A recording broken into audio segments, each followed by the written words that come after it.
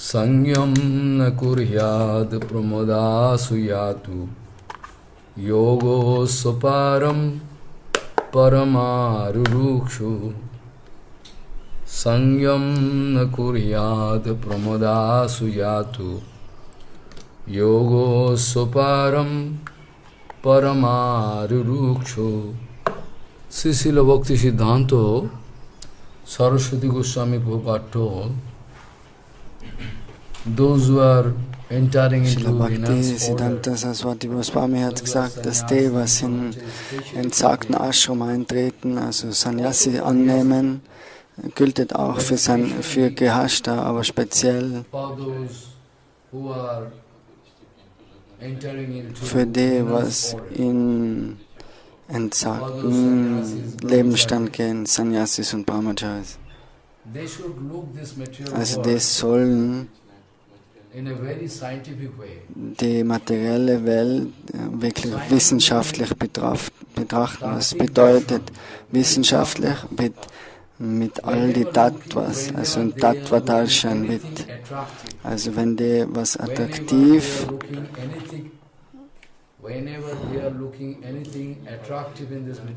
also wenn die was Attraktives in der Welt sehen, also die müssen das betrachten aus der Sicht vom Tattva. Was bedeutet das?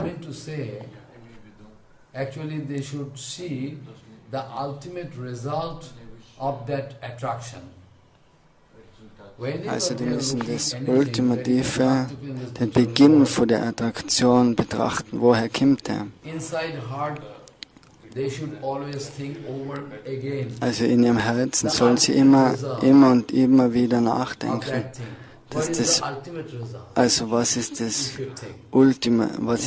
Ziel von dem, oder von wo geht es aus?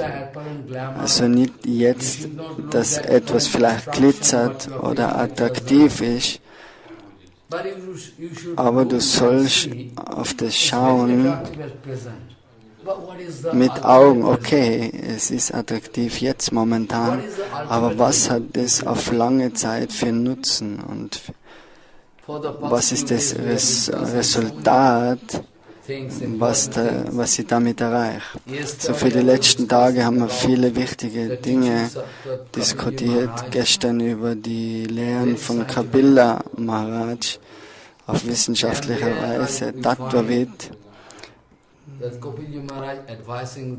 Dort unterweist eben Kapila Dev den Vers. Those who like to climb gradually go up and up, topmost. Also die, was aufgehen wollen im spirituellen Leben, ihr Bewusstsein erhöhen. Also für die ist Yoshit Sangha oder schlechte Gemeinschaft ist verboten. Also was bedeutet Yoshit Sangha? Actually, Yoshit Sangha means Yoshit Sangha bedeutet, you should avoid, those who are feeling some attraction, enjoying mood. Also diejenigen, if you are feeling some enjoying mood for anything, also das bedeutet, dass du irgendwie die Vergnügen willst mit irgendwas in der Welt. Sagen wir, ein Mädchen, was Attraktion zum Mann hat, das ist auch Yoshit Sangha. Oder wenn ein Sannyasi,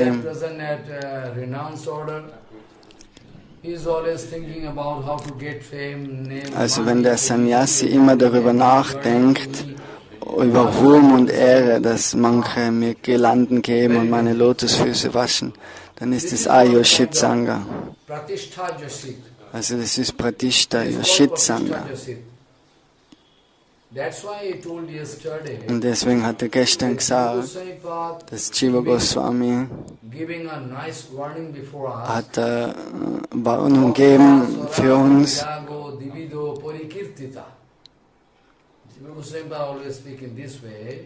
Srila Jiva Goswami drückt es aus in dem Vers, Also es gibt zwei Arten von Sprecher, die was du in der Welt vorfinden wirst. Also der erste, der strebt nach Ruhm, Reichtum und Position. So, es nennt sich Kamini Kanchan. Also er ist vielleicht gelehrt, er kann tolle Diskurse geben und er will die Leute imponieren, aber das ist nicht permanent. Also er hat wiederholt gesagt unter der Führung von Srila Bhaktisiddhanta Saraswati Prabhupada, du musst wirklich zu dem Platz gehen, zum richtigen Platz zum Hören, ansonsten verlierst du alles. Du kannst sogar den spirituellen Tod antreffen, wenn du in der falschen Gemeinschaft kommst. Wenn du schon Srila Bhakti Pragyan Keshav Goswami gehst, Harikata zu hören und nachher zu Srila Bhakti Rakshakshida Goswami Maharaj und nachher gehst du wieder zu Srila Bhakti Pramod Puri Goswami Maharaj. Also dann ist kein Problem da. Weil wir wissen, dass die alle in der Linie sein von Srila Bhaktisiddhanta Saraswati Prabhupada.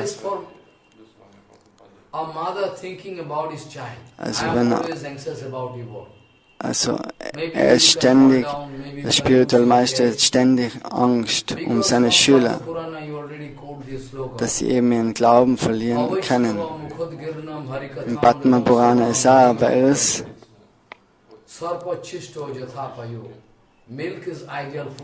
also das Milch ist eine ganz ausgezeichnete Nahrung und für jeden gut, aber wenn die Milch jetzt berührt wird von einer giftigen Schlange, was passiert dann, wenn du die trinkst?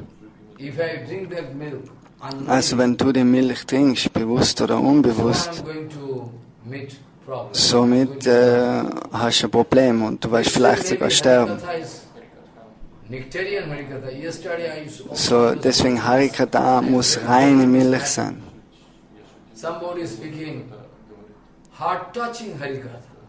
Also man kann da einen Witz drüber machen, weil manche sagen heutzutage, oh, herzberührende Harikata, aber Harikata ist von allein, vom Grund auf muss sie schon herzberührend sein, die muss man nicht mit schönen Worten schmücken. Harikata muss das Herz berühren, wirkliche Harikata.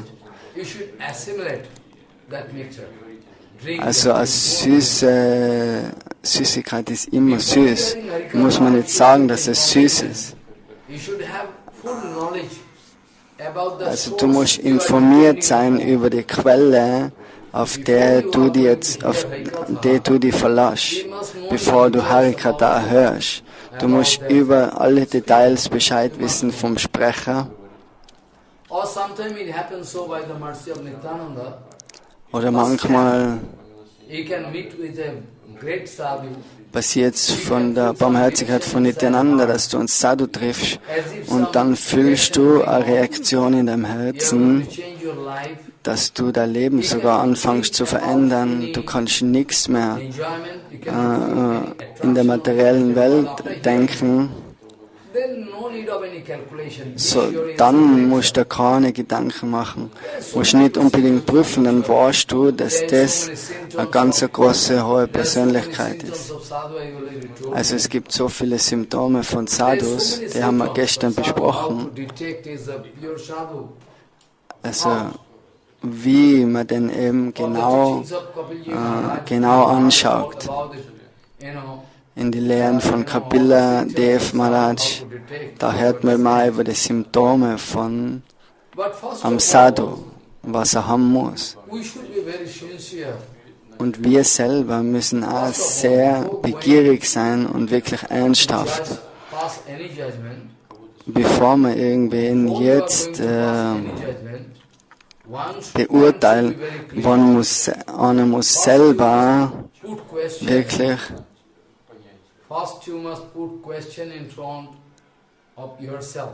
also du musst als erstes, bevor dir die Frage stellen, das bist du wirklich ernsthaft und willst du das? Also du fragst dich selber. Das ist ein vitaler Punkt. Die erste Frage.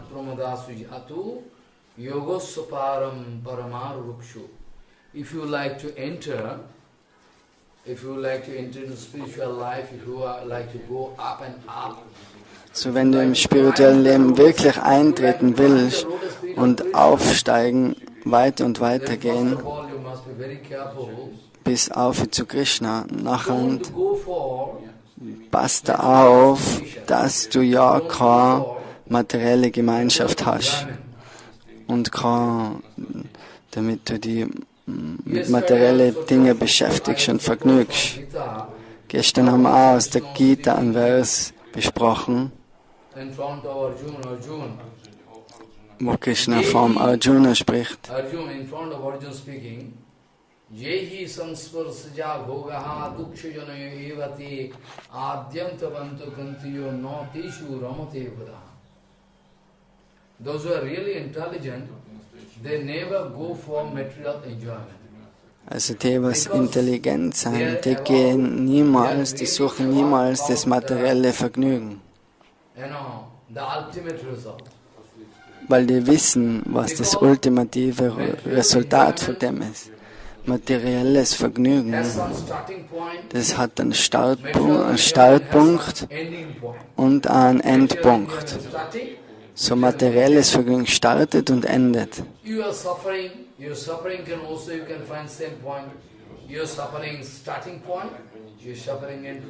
Also den Punkt, wann das aufhört und anfängt, kannst du sehen im materiellen Vergnügen.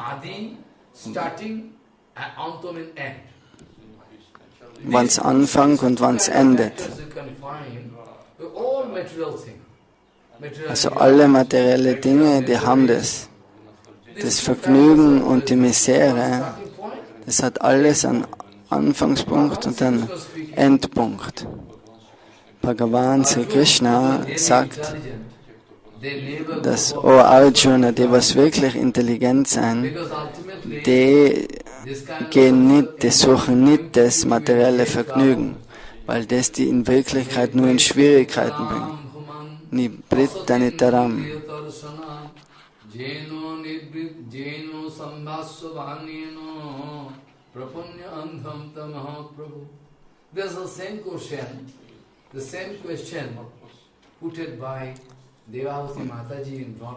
Also es ist dasselbe, was Devahuti auch vom Kapila Maharaj gestellt hat, die Frage, oh, ich bin jetzt wirklich in der Dunkelheit gewesen, aber jetzt will ich raus. Am Anfang habe ich das Vergnügen verehrt, die materielle Energie verehrt. Aber durch das bin ich nur weiter und weiter runter in Dhammas gekommen. So, jetzt bitte hilf mir. Und das haben wir besprochen gestern. Und heute starten wir vom 4. Kanto. 4. Kanto, 1. Kapitel. Also Maitreya gibt Antworten zum Druva Maharaj an dem Ufer von der Ganga. Now Maitreya, what Maitreya is speaking now at present in 4th Canto, first chapter. So was spricht jetzt der Maitreya Muni? Maitreya Uvacha. Satarupayam trishaha kanyascha jaggiri akutir devahutischa prasuti riti visruta manastu satarupayam trishaha kanyascha jaggire akutir devahutischa prasuti riti visruta visruta vishesh rupena sruta. Especially we heard. Also, wir haben gehört, dass Manu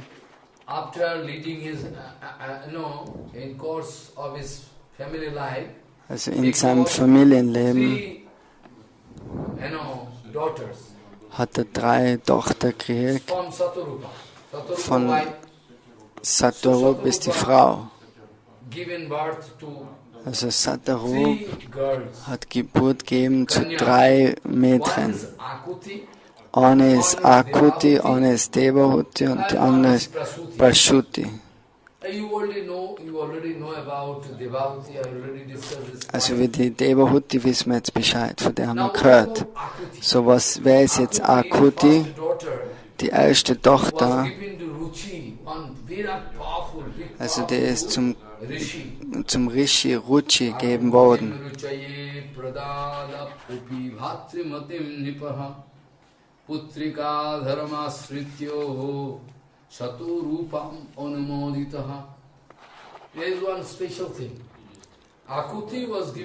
So Akuti, der ist gegeben worden in die Hände von Ruchi, am machtvollen Sadhu. Aber eine Kondition war da. Was ist die Kondition? Was war die Konditionierung? Also in der vedischen Kultur gibt es eine Regel, also wenn einer jetzt keinen Jungen kriegt, sondern nur ein Mädchen, dann ist es die Regel, das findet man in der Manu Samhita, die Regel, nachher können sie die Tochter verheiraten, dann der erste Bur, was dann Geburt nimmt, das ist von demjenigen dann der Sohn. Also das ist die Konditionierung, ist, wenn dann ein Bur geboren wird von der Tochter, dann nimmt der Vater von der Tochter.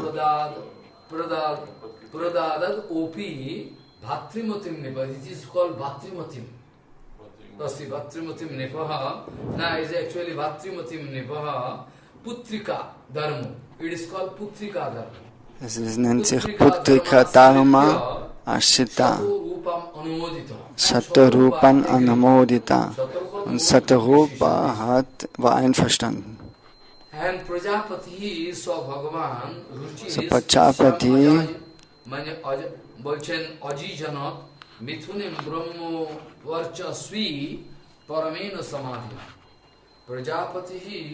Bhagavan Ruchi Tasyam Ajijanat Mithunam Brahma Varchasvi Paramena Samadhina. Actually, then Ruchi, the Rishi, also der Rishi, der namens Ruchi, der hat das Familienleben angefangen mit der Akuti. Actually, they actually give birth to very powerful, Die haben eine Geburt gegeben zu sehr wundervolle Kinder. Einer ist ein Bur und andere ist ein Mädchen. Wie Prithu Maharaj, der ist aus dem Feuer rausgekommen. Agni Devi, also Prithu Maharaj ist auch der höchste Herr und die werden verheiratet.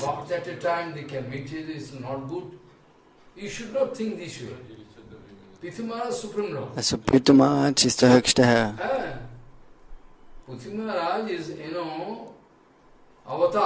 Also ist er Avatar. Archi ist die Avatar von Lakshmi. Tasyamin Kashyam Akutehe.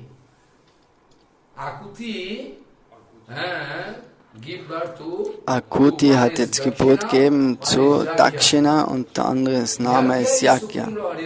Also Yagya ist auch wieder der höchste Herr. Der ist der Avatar gekommen als der Sohn.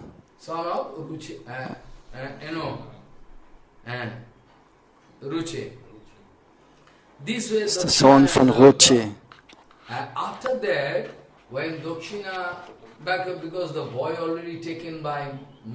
Also der Bruder ist schon jetzt, den hat Manu genommen, weil das war die Regel, die vedische. Also der hat glücklich den Buben genommen. Und das war Yagya Purush, der Bur, also Avatar von Krishna.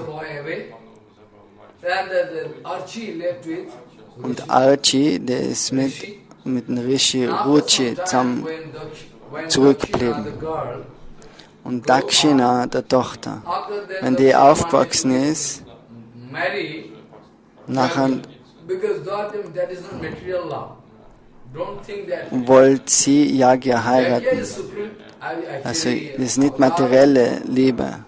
And Also Yagya ist Avatar von Krishna. Dakshina also. Und Dakshina genauso. Married. Und dann werden die wieder verheiratet. After that, you see, after that they got married, and after that, in their family life, they got 12 boys.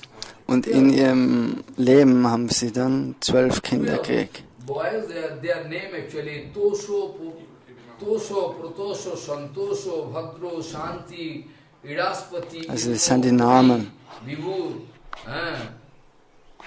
Dosha, Pradosh, Santosh, Padra, Shanti, Idaspati, Idmaka, Vibhu, Svana, Sudev and Rochan. Ruchi,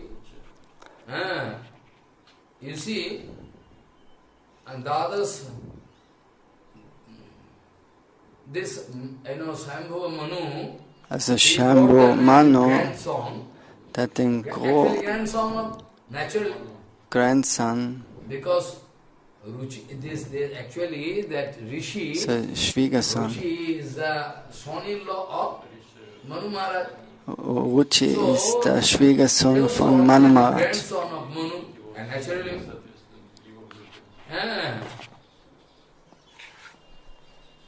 naturally, actually, they are Saptarshi, actually. And Shankar Purush is the Amsha Avatar of Bhagavan. After that, Manu Maharaj got two Also nachdem hat Manu Maharaj wieder 2 Söhne not gekriegt, before. spezielle. He got 2 sons. One is Priyabrata, Also einer ist Priyavat und einer ist very Uttam. powerful king, very powerful. Mahavir, Priyabrata and Uttam, by the way, they are ruling the whole world. I can speak this topic after about this, actually Priyabrata. Also Priyavrata, First Priyabrata was very disinterested about this material. also der war nicht interessiert am Anfang in die materielle Welt. He never want to get control over this world. Er wollte nie Kontrolle über die Welt kriegen als ein König, aber er ist der ältere Sohn, so natürlich ist die Position zu ihm gekommen. So Uttampat hat die Kontrolle übernehmen müssen. Das kann man dann später aufzeigen, den Punkt. Und Priyavata war eben am Anfang nicht bereit, aber zweitens, nach einer Zeit vom Ratschlag von Brahma, hat er sich entschieden, es zu übernehmen. Also die zweite Tochter von Manu, die ist gegeben worden zu Kardamamuni.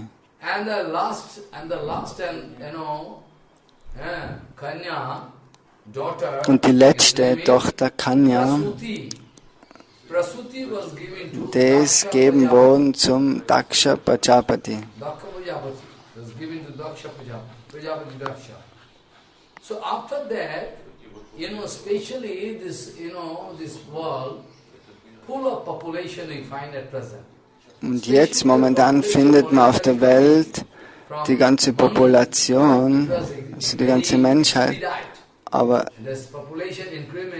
die hat sich so erhöht, das ist ausgegangen von Manu, Daksha Prajapati, wenn er die Prasuti geheiratet hat.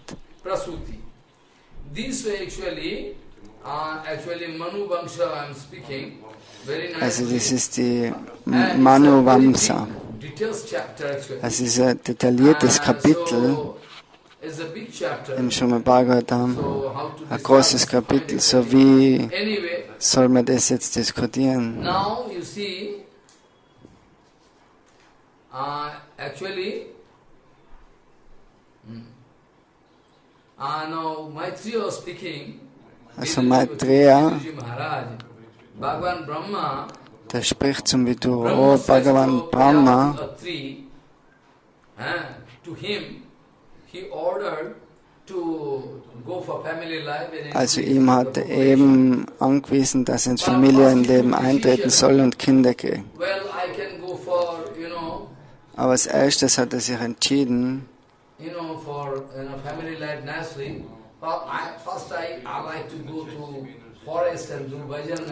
dass er im Wald Bhajan macht über den höchsten Herrn. Dann hat er angefangen, das zu machen, eben um spezielle Seele zu kriegen. Deswegen hat er sich konzentriert auf den höchsten Herrn.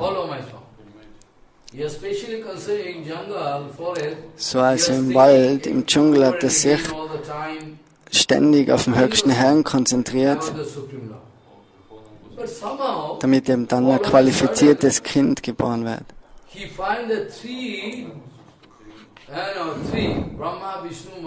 Nachher sieht er auf einmal im Wald, dass er Brahma, Vishnu und Shiva vor ihm kommen.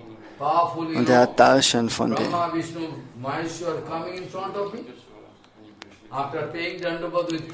So, sie haben sie.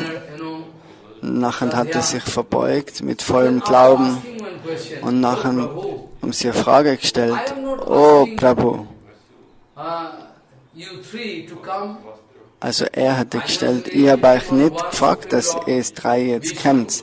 Ich habe an die höchste Persönlichkeit über die meditiert, aber warum seid ihr jetzt erschienen? Und der Vishnu, der höchste Herr, lacht dann. Eben wenn du durchs Tattva gehst, sagt der höchste Herr, nachher sagt er, sind wir alle 3 gleich im Tattva. Brahma, Vishnu und Shiva.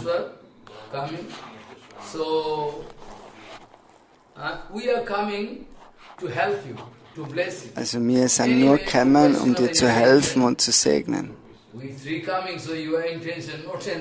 Also du brauchst keine Spannung haben, wir können dich segnen. No problem.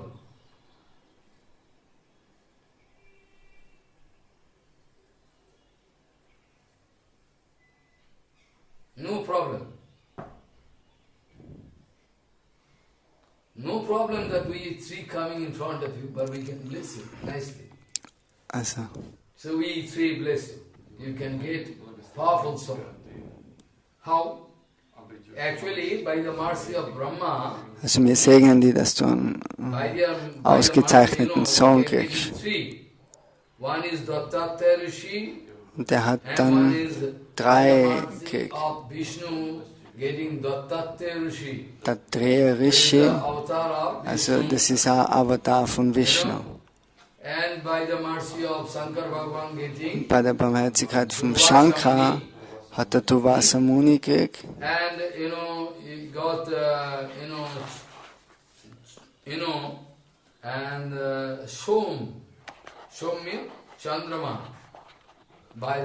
Und Soma, Chandra, den Mond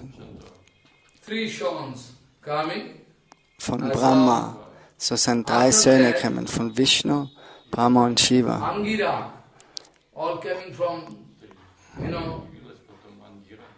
So Angira, his family member now, we are going to discuss some point. From Angira you are getting... Also das vom Angira, so many things. Also da gibt es so viele Sachen zum Besprechen. Wenn man das eben näher und genau durchgeht, dann haben wir nicht wirklich die Zeit, das im Detail zu hören. Also jetzt kommt die Frage, dass Prasuti, die ist eben gegeben worden zu Daksha. Und 27 daughters. Daksha putra, Brahmaputra, Daksha, 16, not 27. 16 Kanya. Also 16 Töchter. Daksha, these 3 daughters offered to Dharma. Dharma, no? Dharma. Also 3 Töchter sind gegeben worden zum Dharma Maharaj. Eine zum Agnidev. and Feuergott, one to Pitrigan, und einen zum Pitrigan one to Bhagavan Sankhya. und einer zum Shankara. Der Name ist Sati Devi. Shraddha, Maitri, Daya, Santi, Tushti, Pushti, Kriya, Unnati, Buddhi, Medha, Tritiksha, Lajja, Umurti. The 13 Also are the 13 name of the daughters, 13 wives Töchter, die Frauen Dharma, von, daughters of Daksha, and also Töchter von Daksha. this way you see.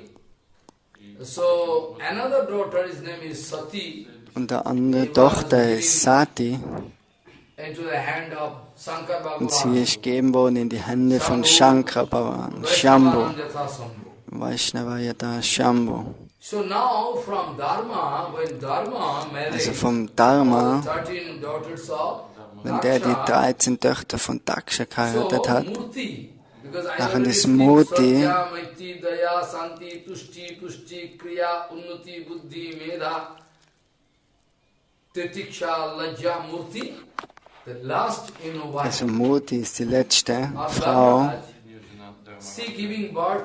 und die There is von Narayana Dharmaraj. Rishi. There is Narayana Rishi in, Und der hat Geburt gegeben zum Narayana Rishi Actually, im Badrika Ashram, im Himalaya-Gebiet. twin brother actually, Narayana Rishi, Utpan. So it's a very powerful. Also Now das ist eine we are sehr coming to this question große und hohe Persönlichkeit.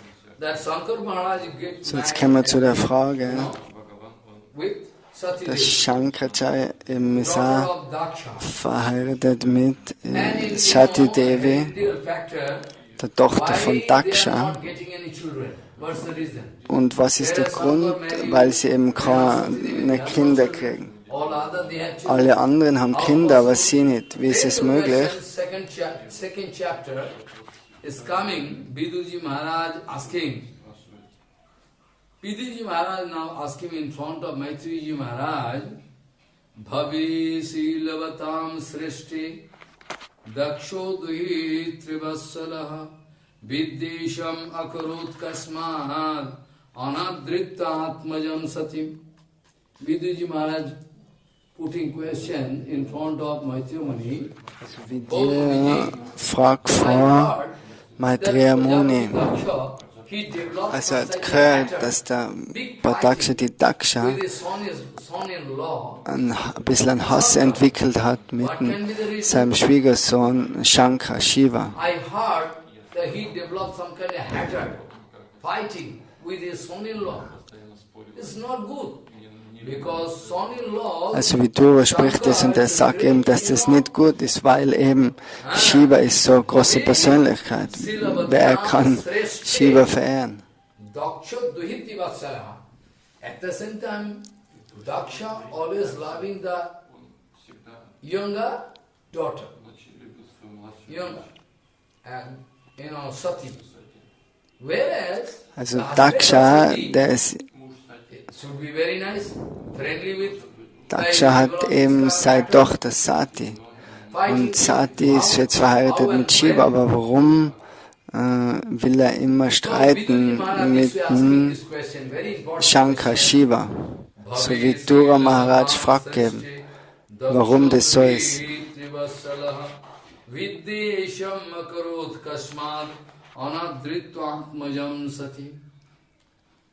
Very, Daksha loving younger daughter, but still, how you develop this kind of, whereas the Shankar is the topmost. Der Schwiegervater und der Schwiegersohn, das sind so eine Beziehung, die was auf Hass beruht, die hassen sich gegenseitig. Atma Ramam Katham Deshti Jagato Daivatam. Oh my God! How is that possible? Wie ist das also möglich? Charachara Gurum Nirvairam Santa Vigraham. Kastam Charachara Gurum Nirvairam Santa Nirvairam Shanta Vigraham. Also Shankara bedeutet Shanta, er ist immer friedlich. Krishna Bhakta Eva Shanta, er ist immer zufrieden, er denkt immer über die höchste Persönlichkeit. Und wie Druva Maharaj, das stellt ihm jetzt die Frage, was sehr wichtig ist. Das ist eine wichtige Frage. Warum derjenige, der was Jagat Guru ist, also der Guru vom Universum, Shankara,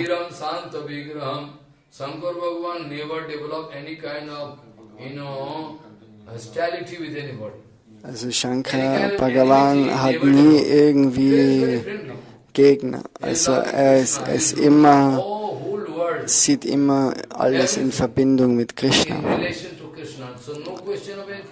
Also er streitet mit niemandem. So wie ist es möglich, dass die Streiterei jetzt da so anfängt? Weil es ja nicht in seiner Natur ist, vom Shiva.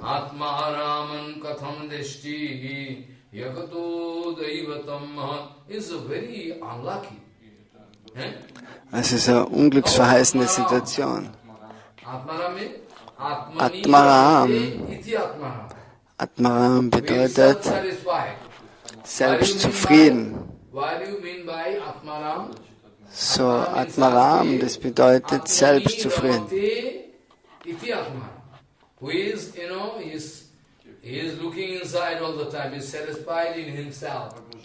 Also der ist immer im Innerlichen absorbiert und immer zufrieden.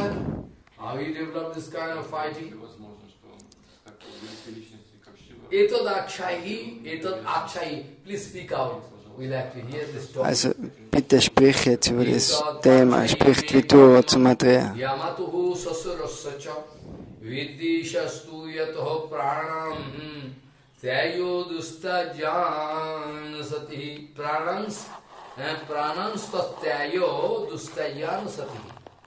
So that the ultimate result was there, Sati was bound to leave body.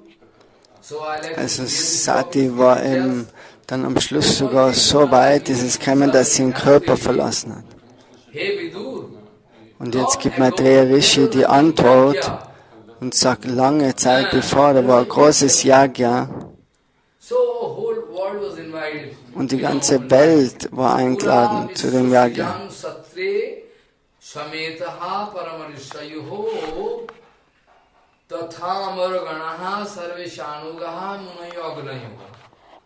Long ago there was a big yagya held by Daksha. Also das Yagya ist abgehalten worden von Shatraman Yagya, Viswasrijan Satre, Sameta, all the different rishis, Also sind alle verschiedenen Rishis sind da angereist und waren da anwesend bei dem Yagya. Those who are cooperating for the creation of this world, all of them they are taking one or other kind of. Also die, was wegen Verantwortung über die Welt, da kriegt jetzt jeder, das wird aufgeteilt, so Varun, Indra, so alle zusammen machen jetzt ein Yagya und alle Rishis kommen und haben da Teil. Brahma and Shankar, they are also coming. Also ganz natürlich sind auch Brahma und Shankar, die sind auch gekommen.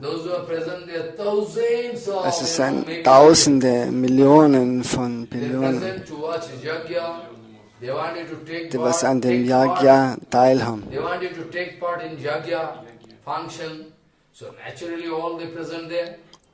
So when Brahma and Shankar coming, so wenn Brahma und Shankar jetzt kommen sein, Brahma and Shankar also they also coming there. Brahma and Shankar also they came. But Brahma is the senior most. Brahma senior most. Also Brahma ist der Älteste. From his creation coming here. Von ihm kommt die materielle Kreation, so jeder steht auf. und bring ihm Ehrerbietungen dar. Brahma und Shankar sind beide realisierte Seelen. Also die, was Tattva-Vid sein, die, was das Tattva wissen, die haben eigentlich, die müssen nicht unbedingt aufstehen und machen Dandavat, weil die schon in der Meditation das machen, sich verbeugen.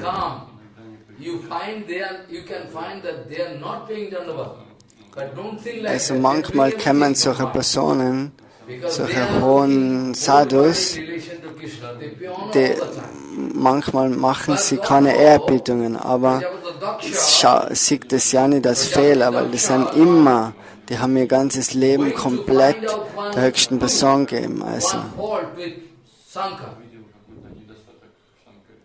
Aber Daksha, der wollte jetzt einen Fehler sehen in Shankar, in Shiva. Und er sagt jetzt, jeder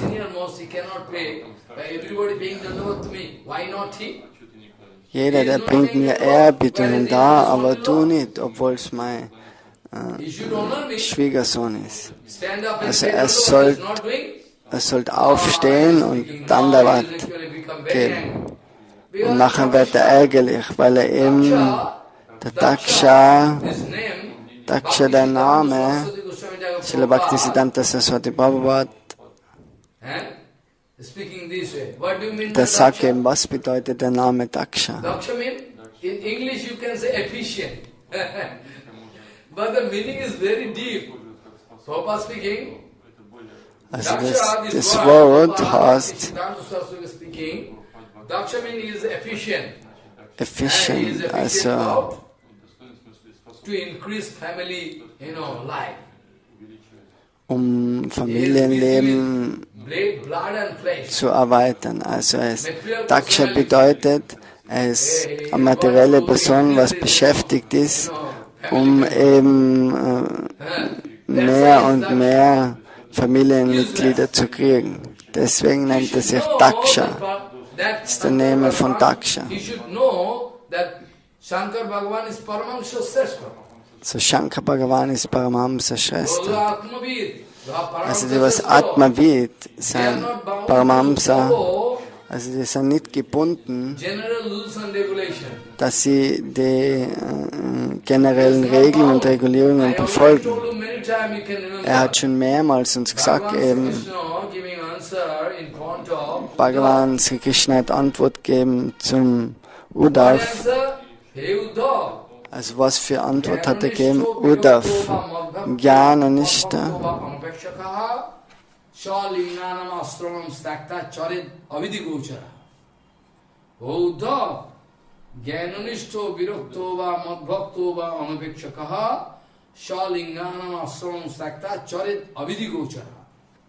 They are beyond any rules. Those who are Paramahamsa, they are beyond any rules. They are not going to follow rules and regulations set by you, foolish. Also die, was Paramahamsa sein, die sind hinter all die Regeln und Regulierungen. Und Daksha, der ist beschäftigt mit Kamina und Kanchan, mit Geld und Position. Und er ist ärgerlich geworden und hat sich gesagt, oh, warum hat er jetzt mir keine Ehrerbietungen dargebracht? Er ist der Schwiegersohn, also alle anderen, die verbeugen sich, aber er nicht. To set the rules and regulations, otherwise he is going to break rules and regulations set in Veda. Also er sagt, ich muss so sprechen, weil sonst wird die soziale Struktur, sonst wird es jeder machen, sonst wird die soziale Struktur zusammenbrechen. So deswegen bin ich gebunden, so zu sprechen, sagt der Daksha. Und er ist ärgerlich geworden. Und er spricht dann wie allen Blödsinn, wie zum Beispiel seine Augen sind wie Affenaugen, obwohl er wunderbar ausschaut, Shiva, aber er hat ihn so beleidigt.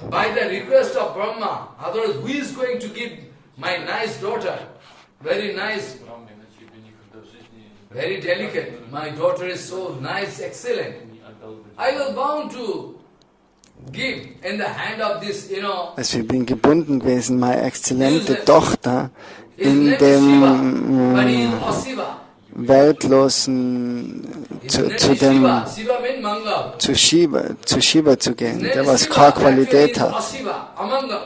Aber Shiva bedeutet Mangal, aber er sagt, er ist in Wirklichkeit Ashiva, es ist ungünstig.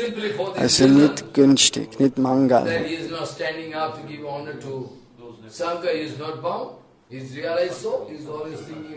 Also so denkt er, in Wirklichkeit Shiva denkt überall immer, der denkt immer an die höchste Persönlichkeit, aber er kann das nicht sehen, er ist blind. Nicht sehen, er ist blind. Er sieht jetzt nur einen Fehler, dass er eben keine Etikette hat, er weiß nicht, wie man sich benimmt. Also er hat Gemeinschaft mit Rakshas als Dämon und die ganzen Geister und die Dämonen des Sein, die was sei Gefolge. Und er hat immer Knochen um seinen Hals hängen und schmiert sich mit Asche ein.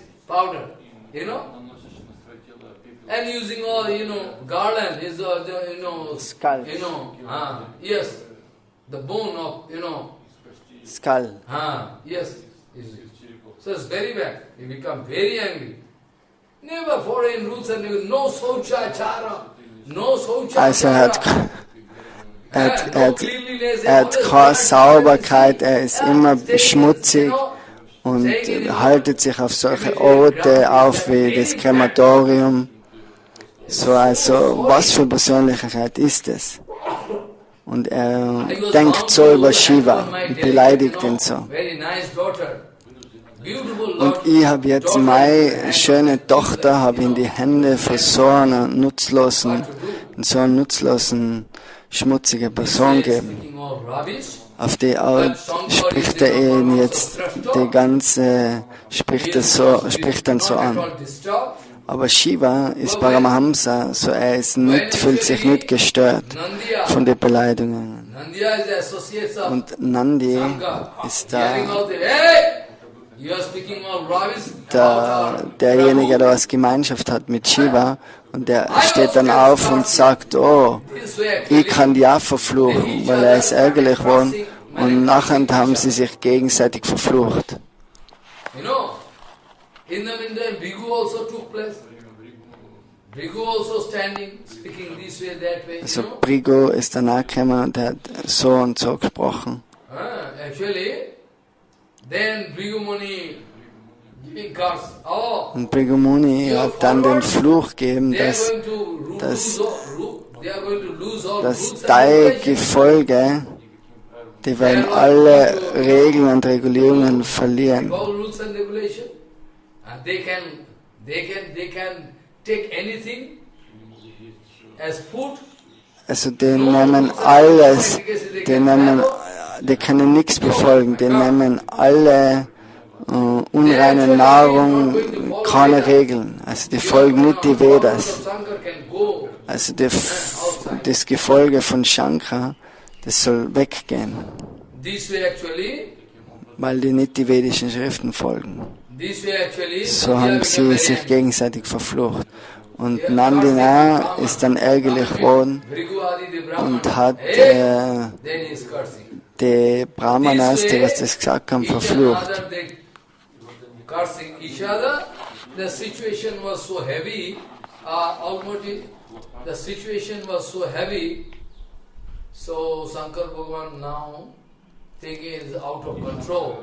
Also es war eine Situation, die was außer Kontrolle geraten ist.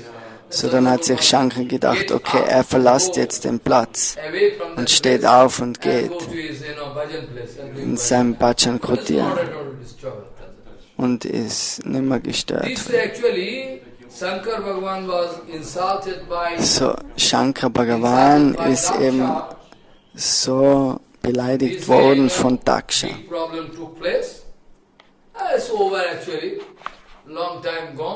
So dann verstreicht eine gewisse Zeit und eines Tages sagt dann Sati Devi vom Shankaracharya, oh Swami, my husband, mein Mann, schau, die Halbgötter, die reisen mit ihren Vimalas, mit ihren Flugzeugen, um zu Daksha zu fahren, weil er großes Yagya macht. So alle Halbgötter gehen auch dorthin. So erlauben wir auch dorthin zu gehen. Du kannst ja auch mitgehen. Aber Shankar Bhagavan sagt, also ich kann nicht dorthin gehen. Weil du weißt ja, und sie sagt, warum? Aber er sagt, ja, du weißt ja, dass er mich immer hasst. Also er hat immer den Hass im Herzen zu mir.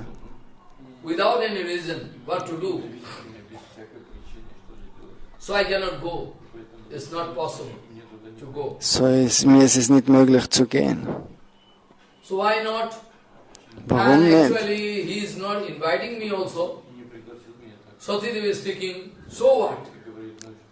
Und er ladet uns eigentlich auch nicht ein. So, man soll nicht, man kann zu Hause vom Vater, Freund und Mutter, da kannst du ohne Einladung gehen.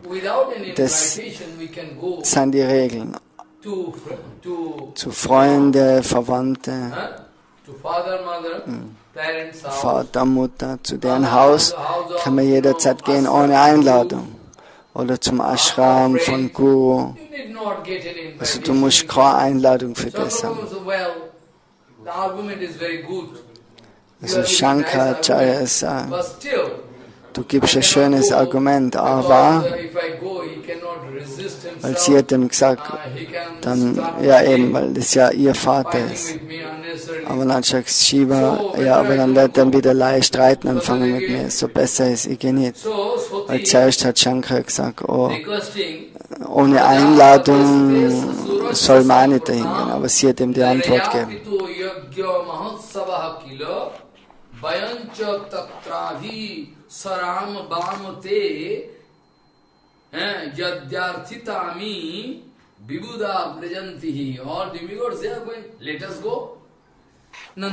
Alle Halbgötter gehen ja, so lass uns doch auch gehen.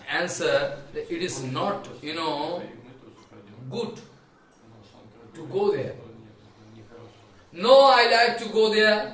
As my father and mother, I like to go. There's, all my sisters, they are also coming. So, sie will aber gehen, so all meine Freunde gehen auch und meine Verwandten, so ich habe auch das Verlangen, dass wir uns gegenseitig wieder mal treffen, dass ich sie umarmen kann und mit ihnen reden, weil die Frauen, die seien eben immer in die Sachen interessiert, damit sie Verwandte treffen und Freunde und mit ihnen reden können. Und nachdem sagt Bhagavan Shankar, okay, du sprichst richtig, wir müssen keine Einladung haben, aber doch, wenn ich gehe, dann wird das Resultat nicht gut sein. So machen wir keinen Druck.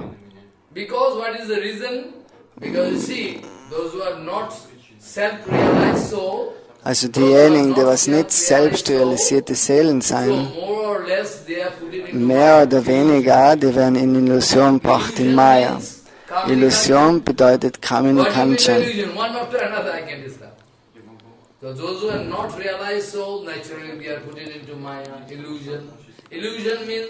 Also Illusion ist Kamini Kanchan und also Ehre und Position, Yoshit Sangha, Gemeinschaft, schlechte Gemeinschaft.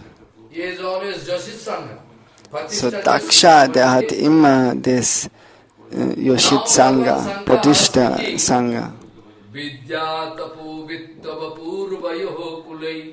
Satam gunair saravira sattametaraihi smrito hatayam virtaman durdishaho stabdana passantihi dham bhuyasam vidya tapo vittava purvayoho kulai satam gunai saravira sattametaraihi. You know, vidya, get education with you. Suppose you have education. Also Vidya, Wissen, Tapa, Entsagung, und Opulenz, einen schönen Körper, Geburt in einer hohen Familie, das Alter, der Altersfaktor.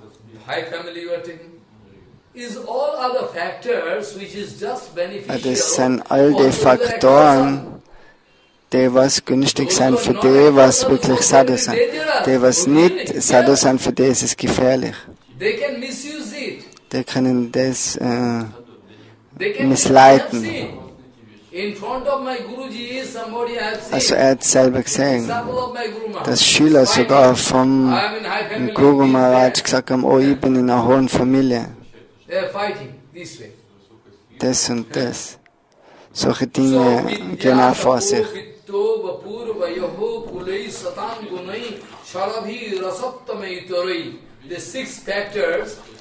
Also die 6 Faktoren, die sind haben immer einen Benefit für die, was Devotees sind, realisierte Seelen. Aber die, was nicht realisierte Seelen sind, für das sind die 6 Faktoren gefährlich.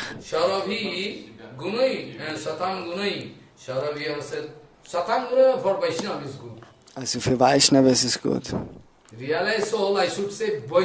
Also wenn du sagst realisierte Seele, nachher bedeutet das Wirklichkeit Vaishnava. Weil zum Beispiel Rishis oder Munis, die können auch ärgerlich werden. Aber Vaishnava kann das nicht. So Satam Guna bedeutet Sadhu, also der, was Sattvastu verehren, die ewige Substanz, also die höchste Persönlichkeit. Das ist Sadhu, das Wort. So alle Rishis und Munis sind Sadhus, aber die Terminologie ist jetzt wirklich bestimmt auf Vaishnava. Weil Rishis und die werden vielleicht auch manchmal ärgerlich.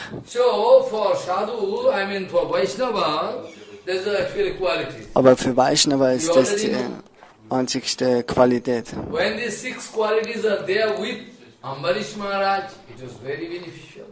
Also wo die Ambarish Maharaj hat die Qualitäten, dann ist es ausgezeichnet, auch mit Yudhisthira Maharaj oder mit Prithu Maharaj, das ist alles okay. Aber wenn die 6 Qualitäten, zum Beispiel sein mit dem Venu Maharaj, dann ist das gefährlich. Vidya tapo vittava purvayoho kulai satam gunai sharavira sattamaitari smrito hatayam vritamana dudishaha stabdhana passantihi dham bhuyasam. They become so blind, they cannot see is the super. Also die werden so blind, die können nicht sehen, was für Personen vor ihnen steht. Es Tattva wie Shankaracharya. Also die, was attackiert sind von den 6 Faktoren, die können nicht sehen, dass er Devotee ist, eine ganz hohe Persönlichkeit. Also sie sollten nicht beleidigen. Aber die sind alle blind durch die 6 Faktoren, durch hohe Geburt, Entsagung, Macht, Anwesen.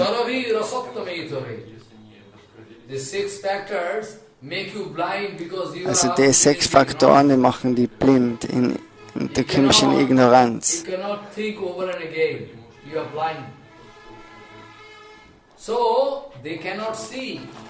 So die können nicht sehen, was ist.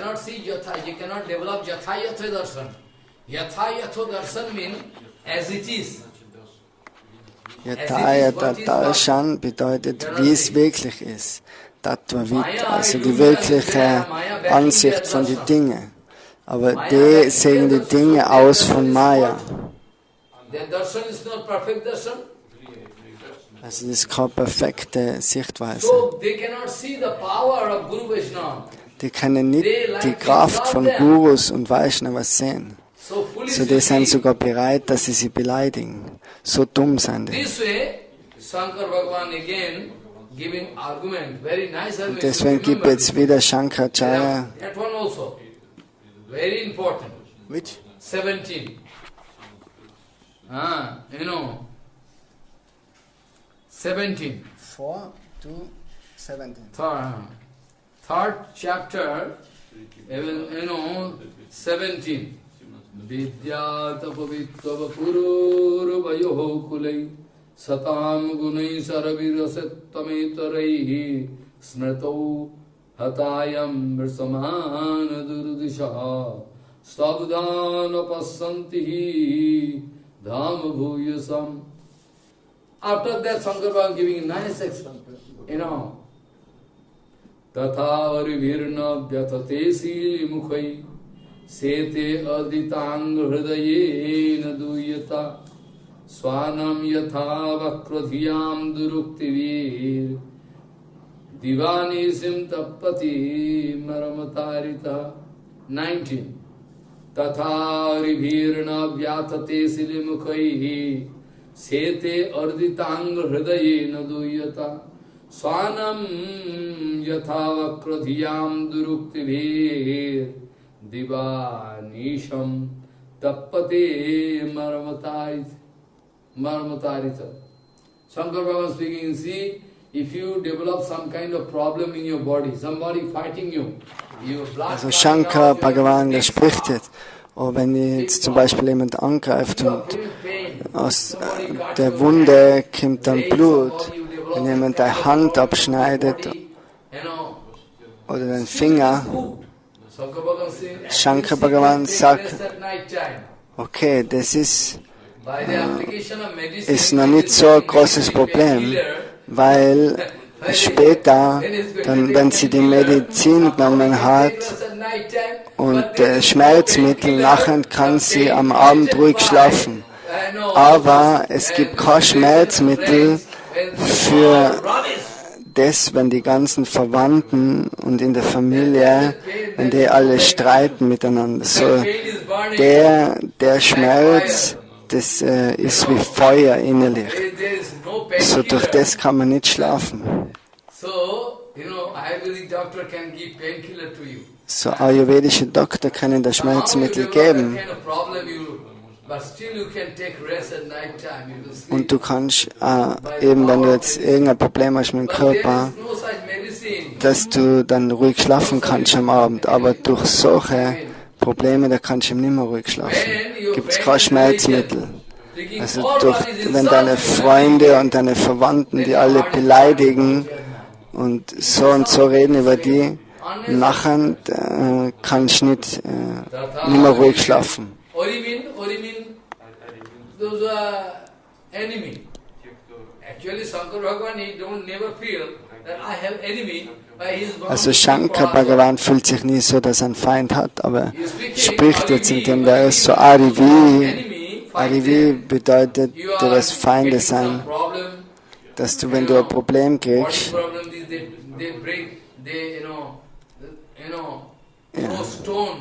also wenn du zum Beispiel dir einen Stein auf den Kopf haut und Blut kommt raus. Also da gibt es eine Behandlung für das und du wirst dich gleich wieder erholen von dem. Aber da gibt es keine Erholung, wenn deine Nächsten über die schlecht sprechen. Also dann kannst du keine Rast mehr haben in der Nacht.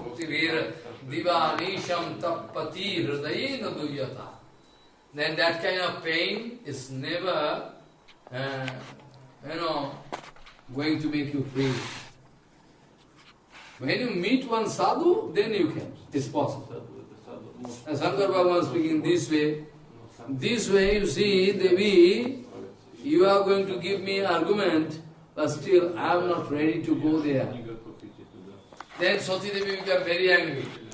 Also Sati Devi, sie sagt, okay, ich gebe dir so viele Argumente, aber du bist nicht bereit mitzugehen. Ich gehe selber. Wenn du jetzt nicht gehst, dann gehe ich. Okay. Dann sagt Shiva, okay, geh du, wie du willst. Aber Shiva spricht zu ihr. Also das Resultat wird schlecht sein. du weißt, die Probleme. Nein, ich kann gehen. Das ist mein Vaters Haus. Und nachher sagt der Mann Shiva, okay, dann geh. Also sie folgt nicht seine Worte, mit der er sie vorher belehrt hat.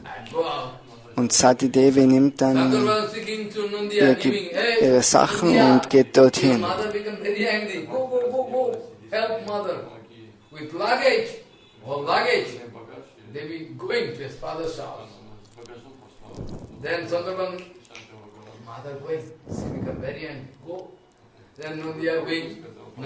Also Nandiya, der geht jetzt mit der Sati. Das ist der Bulle, der was auf dem Shiva reist. Und nachher hat sie jetzt ihr Gepäck gepackt und ist auf den Bullen gegangen und ist zu ihrem Vater gegangen. Und jetzt geht sie dorthin und findet dann vor, dass dort kein Teller und kein Platz im Yagya bereitsteht für ihren Mann. Und es ist sehr schmerzhaft jetzt für sie. Oh, die geben keine Ehre zu meinem Mann, der was wirklich Jagat Guru ist, der Guru vom ganzen Universum.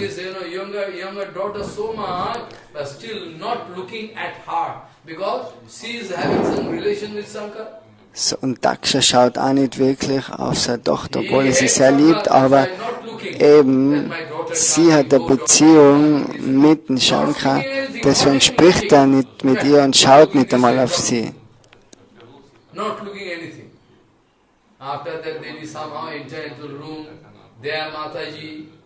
Nein, ist die Sati Devi ins Zimmer gegangen zu ihrer Mutter, haben sich umarmt und Sati Devi trifft jetzt all ihre Schwestern und Verwandten. Und ihre Männer kommen auch von den Freundinnen und Verwandten. Und Shankar Bhagavan wird beleidigt, wiederholt. Und dann kommt Devi außer vom Zimmer und spricht vor alle. Ärgerlich jetzt. So dass ihm außer dir, Daksha, zu dem Vater spricht jetzt. Keiner spricht so über Shiva wie du. Jeder spricht Shiva. Shiva ist so günstig und glücksverheißend. Shankar, was ist die Bedeutung von dem Wort Shankar? Shankar. Shankar means sang karotiti Shankar. Sang karotiti Shankar. Sang means mangal. Karoti is allowing mangal for me. Sang karotiti Shankar. Shiva means mangal. So Shangal, Mangal, Shiva bedeutet Mangal.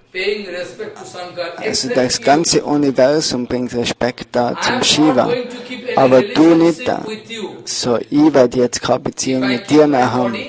Wenn ich meinen Körper behalte, nachher kann irgendwann einmal mein Mann an Humor mit mir betreiben. Oh, Tochter von Daksha, oh, Tochter von Daksha. So, besser ist es, ich lösche jetzt das aus, dass er eben nicht den Namen Daksha sprechen kann. Also ich werde es jetzt auslöschen. Den Namen Daksha und die Beziehung mit dir. Shankar Bhagavan sagt, da gibt es 3 Arten von Leuten. Grannanti kechit na bhavadrishadiya gunansya falguno bahuli karishnavo mahattamasteshu aviddad bhavanagam. There are 3 types of people. Also 3 Arten von Leuten. Wenn du Fehler machst, die sagen dann, okay, du machst einen Fehler, das ist nicht gut. Und die nächste Kategorie.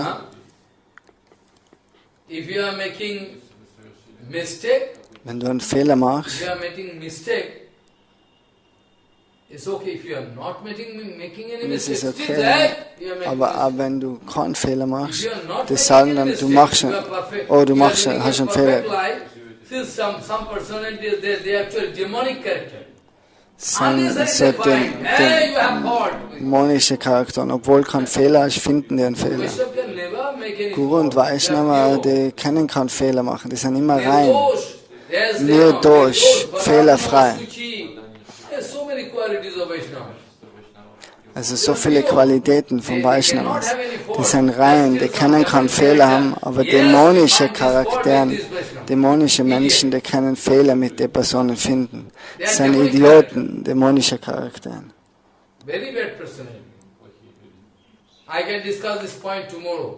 Also den Punkt können wir morgen uns anschauen. Doshana pareshami guneshu sadhava grunanti na kichit bhavadisha guna dijaha. Pure devotees or pure Vaishnava, they are, also reine Devotees, reine Vaishnavas, die haben keinen Fehler, aber du findest jetzt einen Fehler mit Shankar, sagt die Sati jetzt zum Daksha. And some other category is there, if you are doing any mistake, no, it's okay. Und die anderen, wenn du jetzt einen Fehler machst, die Kategorie sagt, okay, ist okay, das macht nichts. So wie Haridas Thakur zum Beispiel.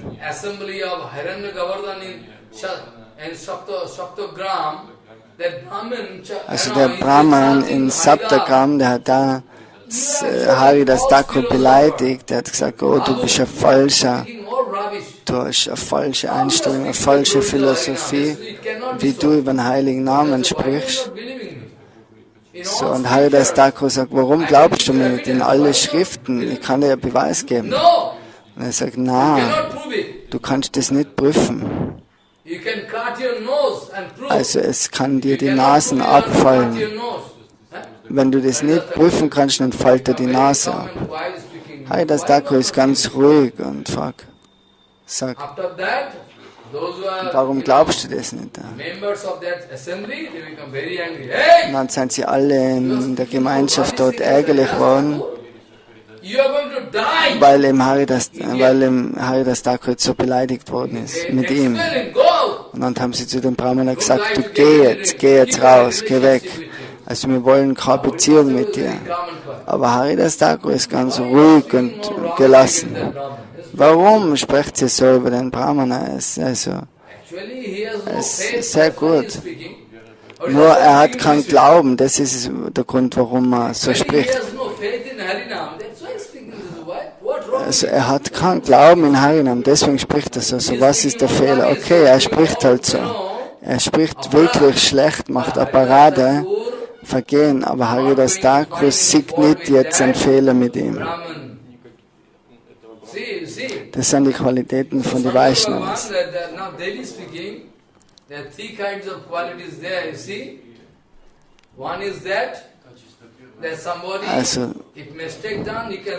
Also wenn ein Fehler gemacht ist,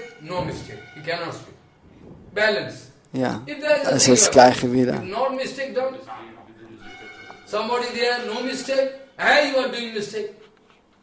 Also, dass du die Fehler, wenn einer wirklich keine Fehler macht, aber du findest den Fehler, das sind Dämonen. Oder die anderen, die überschauen die Fehler. Wenn jetzt Fehler da sind, okay, das ist halt ein Kind.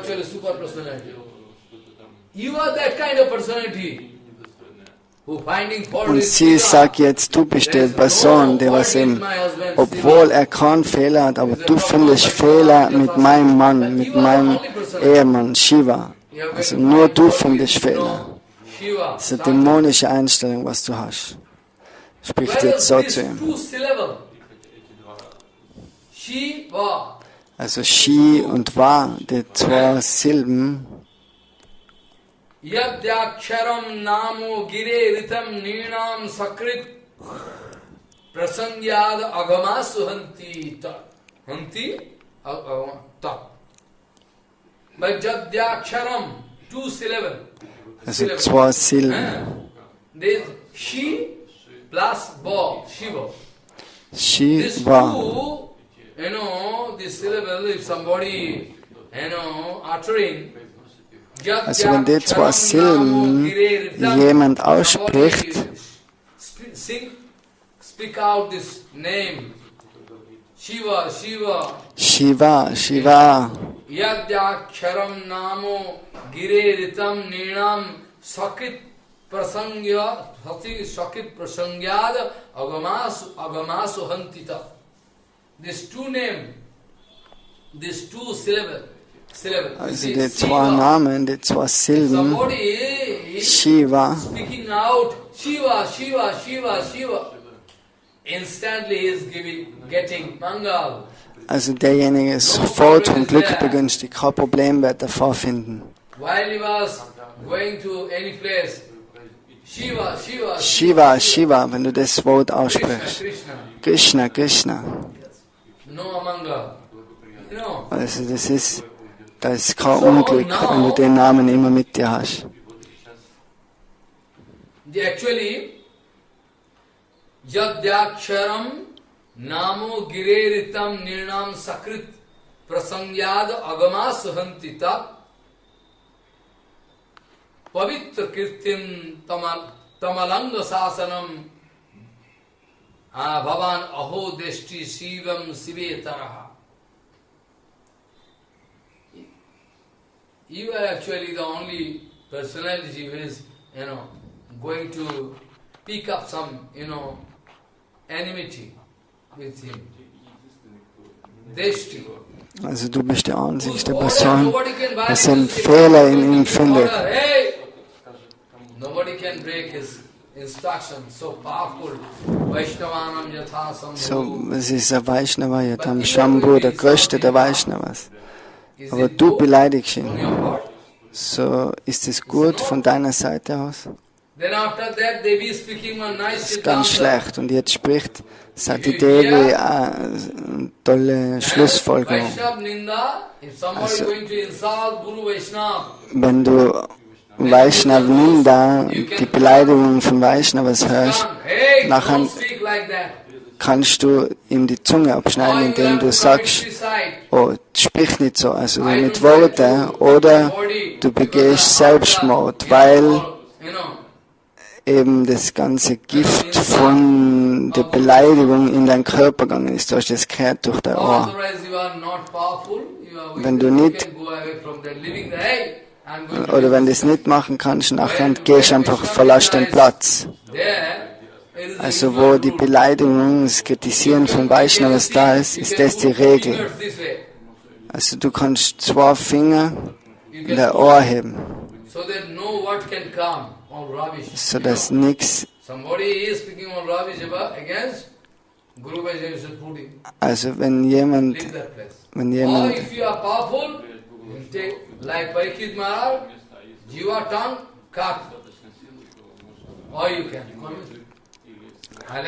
also du kannst ihm die Zunge abschneiden oder du haltest da die Ohren zu. Also das ist ein heikler Punkt. Das ist nicht wirklich Selbstmord.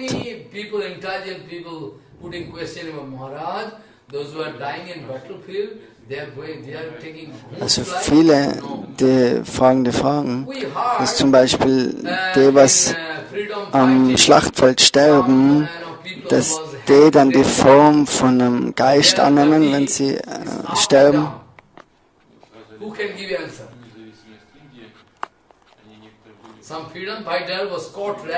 Also ein Freiheitskämpfer, der ist von den Briten gefangen worden und der hat dann haben sie die Anweisung gegeben zu hängen.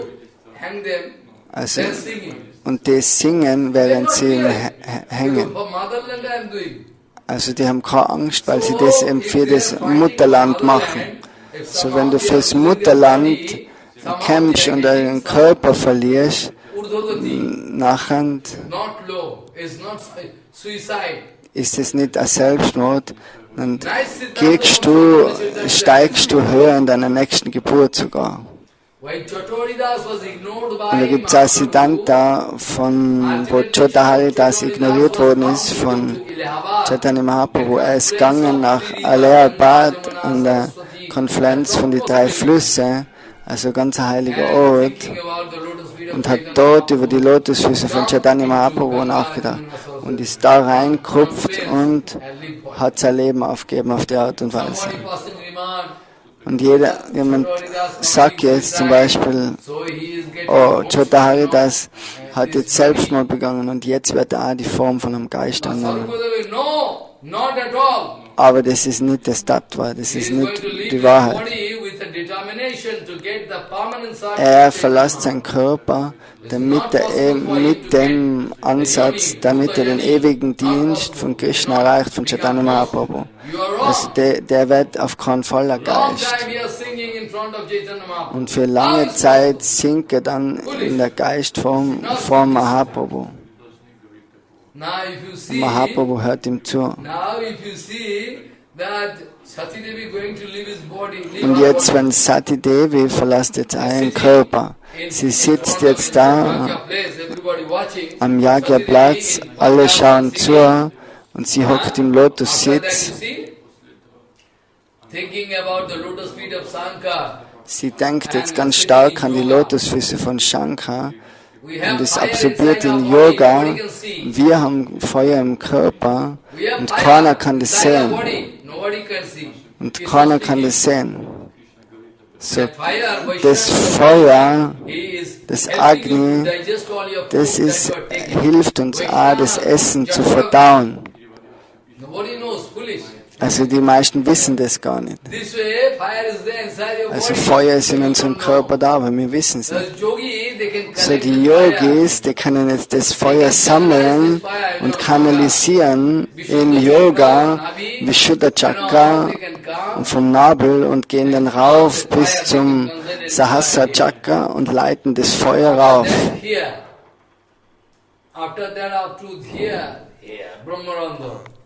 Then after that fire accumulated and that flash. Und nachher kommt es wie ein Strahl raus, das Feuer vom Brahmaranda das ist der höchste Platz am Kopf vom Körper und der ganze Körper fängt dann an zu brennen. Sati Devi sitzt einfach da und denkt an die Lotusfüße von Shiva. Okay? Und verlässt den Körper.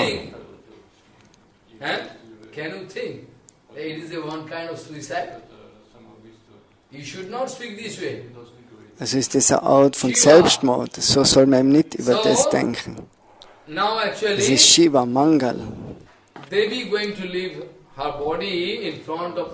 So sie hat jetzt den Körper aufgegeben vor all der Versammlung. They are all in from heaven, those demigods, they are also coming. Exclamation. It's dangerous. Sati going to leave her body. Und alle Halbgötter im Himmel, die sind jetzt auch besorgt. Oh Sati, sie verlässt den Körper. Und alle fangen an zu weinen. Daksha is so merciless. Daksha, der ist so hartherzig. Also er stoppt nicht einmal seine Tochter, dass sie sein Leben so aufgibt.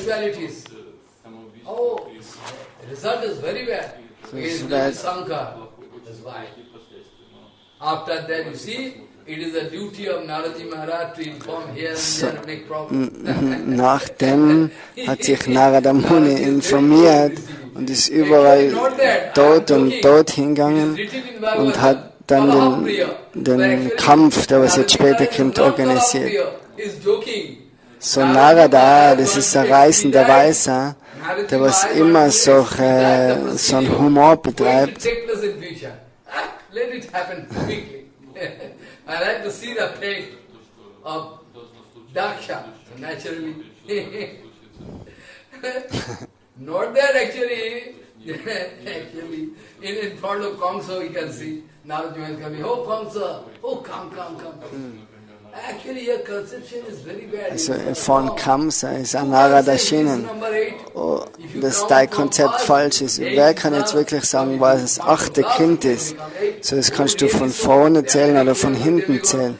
Oh, das sagt Kamsa, wirklich, ist das so? Die sind sehr clever, und Nara, der macht ihm immer solche, der will ihm den Prozess weiterbringen, um uns zu helfen, um Bhakti zu bringen. Es ist Bhakti Acharya. Also es schaut so aus, als würde man immer alle in Schwierigkeiten bringen, aber das macht er humorvoll, nur um uns zu helfen. Das ist Narada Muni. Und Narada Muni, der geht jetzt zu Shiva und gibt jetzt die Nachricht weiter. Obwohl Shiva weiß es schon, weil er Antayami ist, er kriegt ihm innerlich das alles mit. What is the condition, what situation took place there in the fire sacrifice place, yagya place, and also was ist dort passiert? Shiva and Siva, Bhavo Bhavani. Bhavo means Bhavani. If you see Siva, Shiva, and Shiva, his wife Bhavani. So Shiva und seine Frau Bhavani. Bhavo Bhavanya Nidhanam Prajapati. Rasat Kritvaya Avagam Manaradat Sapar Sado Sainyancho Jadadharor Bhuvir Vidravitam Krodham Aparam Adadhi Krodham Aparam Adadhi. I become very angry. Also er ist sehr ärgerlich geworden. Und Shankar ist aufgestanden und die ganze Welt hat zittert. Oh, Shankar ist sehr wütend jetzt.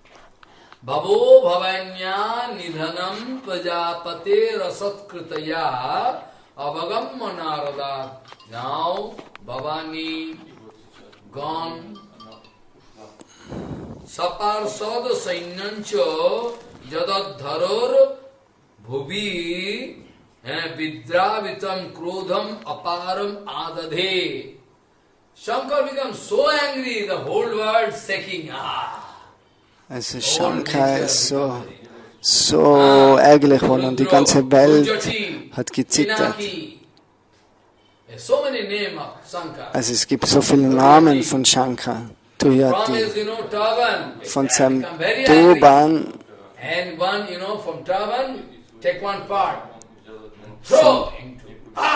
Turban hat er ein Stück genommen und hat es geworfen.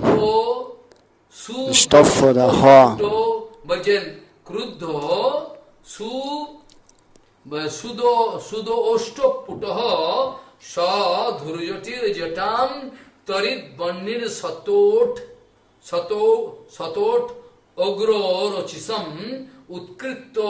Rudraha sahaso uttito hasano gambhira nado visasarjatvam bhavi.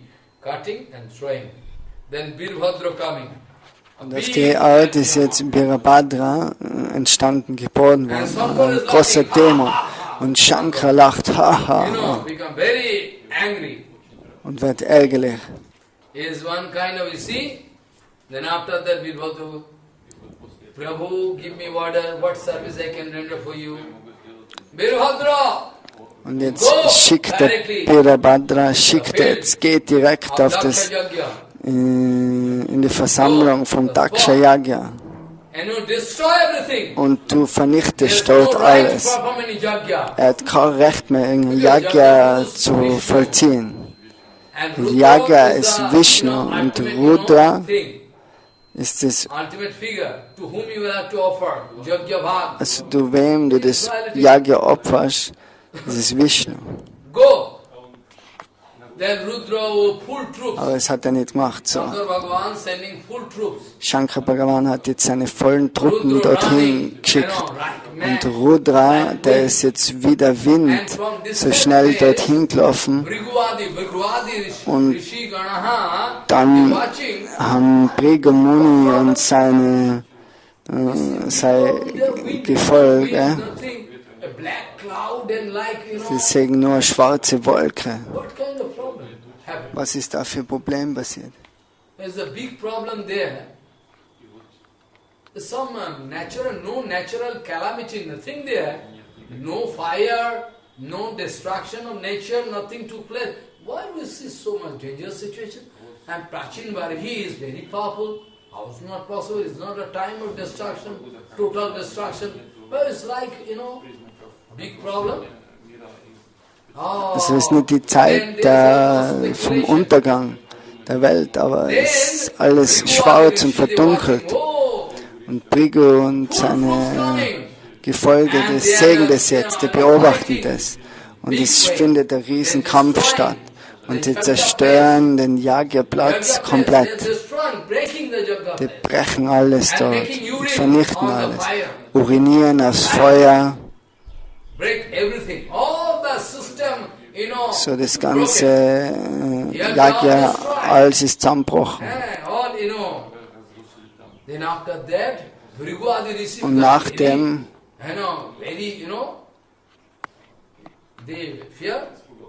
they are very fearful. The Bhrigu Rishi, they are doing yagya. Then they offer some, in the fire they are throwing with mantra. Also normalerweise ins Feuer wirfst du eben was, opferst du was mit dem Mantra. So nachher von dem Feuer, das haben sie gemacht, nachher ist Ribu, das sind Soldaten, das sind eigentlich Halbgötter, die kommen raus aus dem Feuer und kämpfen dann mit Virabhadra. Aber Virabhadra ist so machtvoll, und sie nehmen Bhrigu am Bart und schneiden ihn den Bart ab. Bhriguji Maharaj speaking something on rubbish, while Daksha speaking on rubbish. So wenn Bhrigu so viel Blödsinn gesagt hat und Daksha, Dantoraji mean Tit. Then Bhrigu, this Virabhadra now breaks. So Virabhadra hat ihm seine ganzen Zähne ausgeschlagen. Pusha always taking cake, no hard thing he cannot take. Also jetzt kann er nichts Hartes mehr essen, nur weiche Dinge. He cannot take any hard thing. He cannot chew. Broken. Everything. And Daksha, Daksha, all teeth, broken. After Daksha, because at the time of cards, Nandiya speaking, you can get the, goat. Head, of goat. So now it is supposed to be successful. Now sagt Nandi eben, du kannst jetzt den Kopf von einer Ziege im aufsetzen. All disordered, everything gone. Und nachher ins Feuer werfen. Also die Demigods, die versuchen, also alle versuchen jetzt abzuhauen von dem Dämon. Also das Yagya ist alles an dem Ort komplett verwüstet worden. Und jetzt sitzt Shankar im Himalaya. Also meditierend mit halb geschlossenen Augen, fokussiert auf Krishna, ist niemals gestört.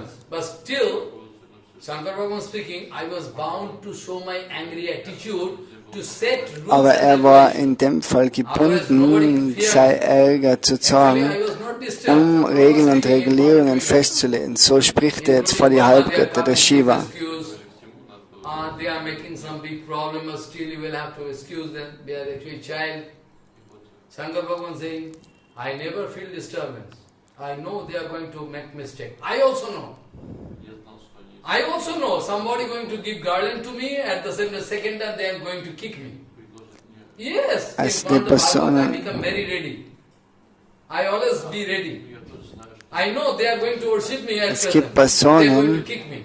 Die können die am Anfang verehren und nachher eben rauskicken. Also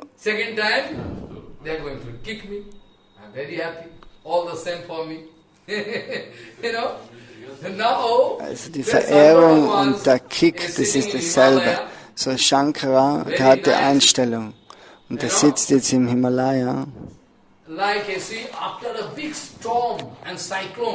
Und nach einem großen Sturm zum Beispiel, nachher ist die Natur komplett ruhig, gelassen. Yesterday. Very nice. Same condition is written. Also das ist dasselbe. Jetzt ist eben Shankara genauso total ruhig nach der Verwüstung. Please excuse Daksha. Don't take it otherwise. They're actually childish personality. They are going to be. They don't know you. They don't know how to honor you. They are making mistakes. Also sie entschuldigen sich jetzt alle. Die haben gesagt, oh, die haben nicht gewusst, wie sie sich benehmen sollen. Die haben sich so aufgeführt. Und Shankar Bhagavan sagt. So you see, I actually also yesterday I told. Also gestern hat er gesagt.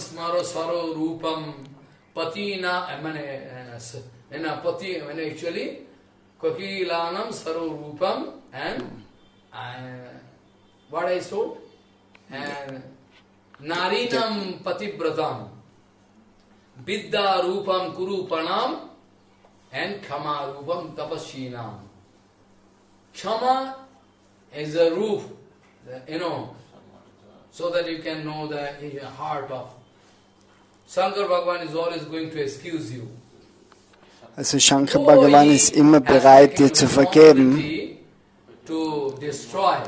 obwohl er die Verantwortung jetzt gehabt hat, das zu zerstören, ist er immer bereit zu vergeben. Er ist die bevorstehende Gottheit von der Destruktion. Also Brahma hat die Verantwortung von der Kreation, Shiva die Verantwortung von der Zerstörung. In police department, what to do?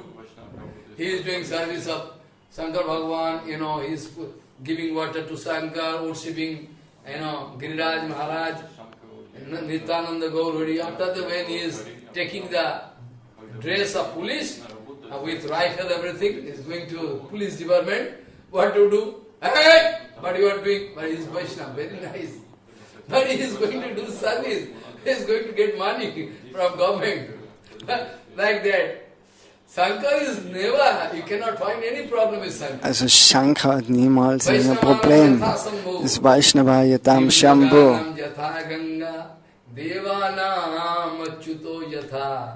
Yamata Shambhu. Es ist geschrieben im Srimad Bhagavatam.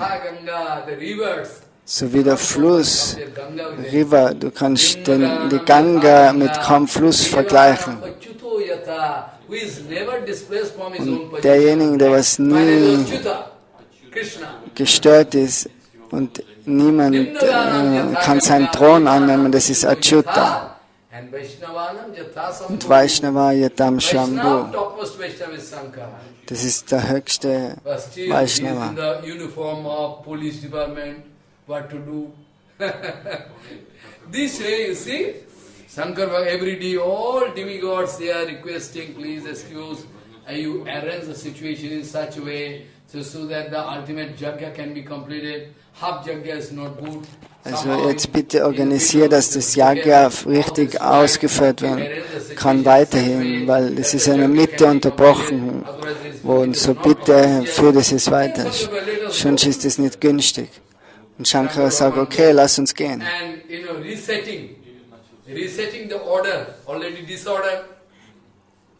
Und sie organisieren dann alles wieder so, dass sie das Yagya fortsetzen können. So wenn jetzt Daksha schon getötet worden ist,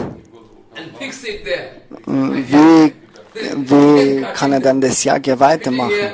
Und haben sie auf Daksha einen Ziegenkopf aufgesetzt und nachher hat er ihn wieder zum Leben gebracht und somit hat Daksha ist jetzt rumgelaufen mit dem Kopf von einer Ziege. Und Brigu, sein Braut, haben sie auch ausgerissen, seine Zähne zerschlagen.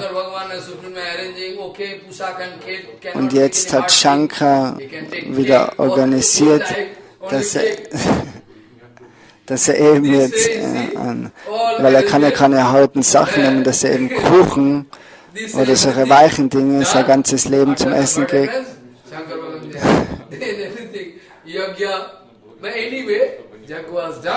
So ist es dann Yagya fortgesetzt worden.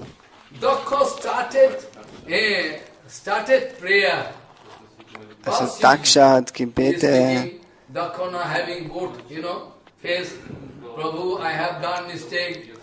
Also Daksha betet jetzt mit dem Ziegenkopf vor ihm. Also ich war so absorbiert in Ruhm, Ehre, Geld und bitte entschuldigen mich jetzt.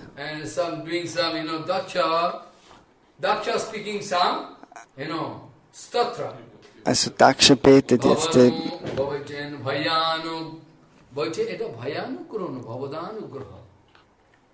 Sometimes mistake in printing. Bhayanu graho aho bhavata krito me dandostaya mai vrito jadapi prabhyo no brahma bandhu chava bhagavan avagya tubhyam harishcha kuto eva dhita pratishu. Bhuyan anugraho, bhuyan is okay, not printing mistake. Bhuyan anugraho aho bhavata krito me. I have done mistake. Bhuyan anugraho, I need your mercy. Which verse? Bhuyan anugraho aho bhavata krito me dando taya mai vrito yadapi pralabdhyo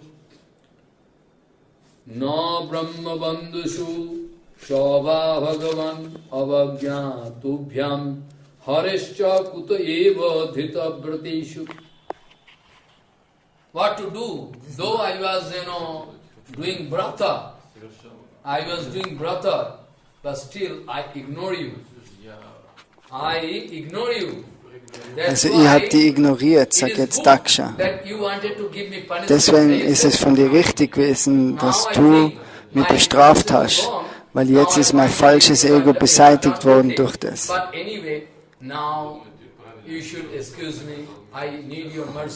Und jetzt brauche ich bitte deine Barmherzigkeit. Actually, it is the 13th, 7th chapter, 13th sloka.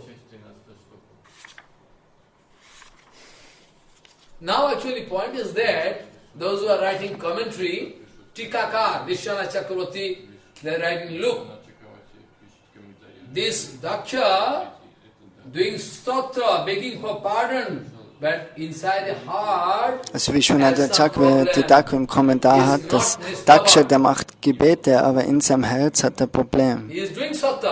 Er betet, sagt Entschuldigung, ich habe das gemacht und das gemacht, aber im Herzen ist noch immer ein Problem da.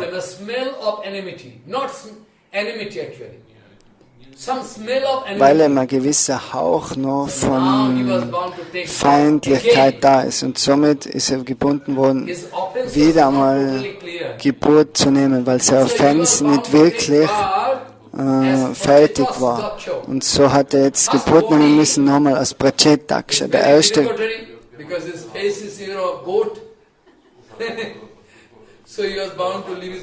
also den Körper mit der Ziege hat er verlassen. Und den zweiten Körper, was er dann angenommen hat, war Daksha, Chakshush Manvandara. Also das Apparat, das Vergehen war noch immer da. Und dann hat er wieder Apparate. Also Begehen ein Apparat ist so gefährlich. Aber wenn du heute vielleicht nicht Bhajan wirklich ausführen kannst, du kannst es morgen oder übermorgen vielleicht, aber mach ja kein Vergehen. Das ist so gefährlich. You are not so powerful. But if you are doing aparat, you cannot get excuse. You cannot get excuse. Especially those Bei Apparat gibt es keine Entschuldigung. They are doing Harinam very nicely. Also diejenigen, die was die heiligen Namen verbreiten und über die von dem Guru Vaga predigen, wenn du die beleidigst und kritisierst, dann kannst du niemals entschuldigt werden. Also du kriegst große Probleme. Das ist ein Namenapparat. Ein Vergehen gegen den Namen. Also die, was ihr Leben, das ist das wirkliche Beispiel, so die Personen niemals sollte man beleidigen. Also du kriegst die Inspiration nur, wenn du ein lebendes Beispiel vor dir hast. Nur die Philosophie, die hilft dir nicht. Das ist praktisch. Man braucht ein praktisches Beispiel im Leben, denn was man sieht, wie der lebt, wie der die Dinge macht, so deren Leben, das ist die komplette Anwendung vom Srimad Bhagavatam. So ist das Buch Srimad Bhagavatam und da die Worte der Bhagavata. So Daksha, der betet jetzt Bayan Anugraha Aho Bhagavata Kirtame.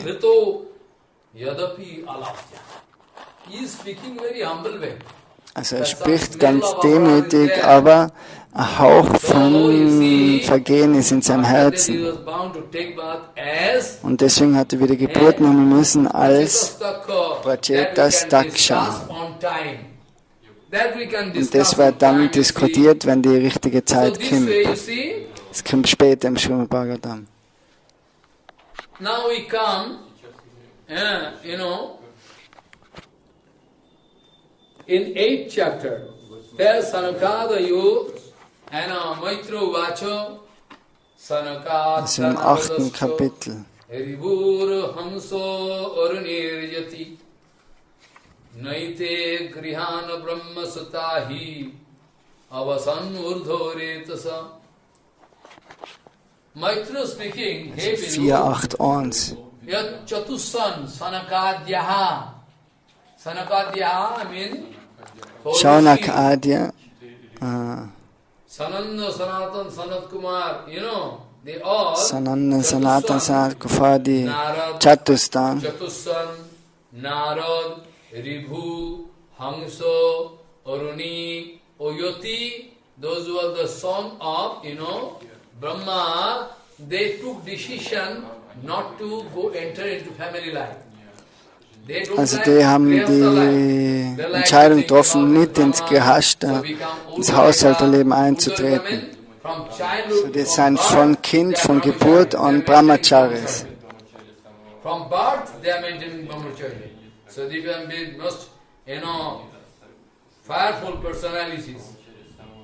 Also es sind sehr machtvolle Personen durch das. So, Jitendriya Vidur, Adharma, actually, Adharma, Mithanam. Adharma, Dharma you have, Adharma, Dharma we heard, how Dharma came, already I told you. Now here actually, is going to speak about how Druva Maharaj came. Jetzt dort wird darüber gesprochen, wie Druva Maharaj kommt. Gradually, in Manu, destiny we find, So in der Dynastie von Manu. Priyavrata and Manu. Priyavrata I und already Manu. told you how Putrika Dharma, I mean when this boy taking birth in you, this is my son. I told you. Also der hat dann dazu mal gesagt, das ist mein Sohn. This way actually, they actually go on increasing their family members. Der haben denen weitergemacht, die Dynastie zu erweitern. Druva Maharaj, Druva and you see Druva here. First Druva. Und jetzt ist, Druva Maharaj. das ist jetzt, wenn Druva Maharaj kommt. Das ist der Anfang von Druva Maharaj. You see? And Druva Maharaj how came? Also wie er gekommen ist. Priyavat und Uttampat, die zwei Söhne von Manu.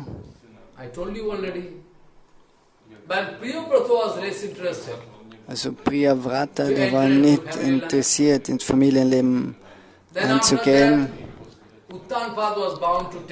Und Uttampat hat dann die Kontrolle übernommen. Die ganze Welt hat er regiert. Now, Priyavrata gone for in forest. I can speak this topic. First Priyavrata, when father giving proposal, you will have to enter and take my responsibility. I am growing old age. He is saying, no, I can go to forest and do bhajan.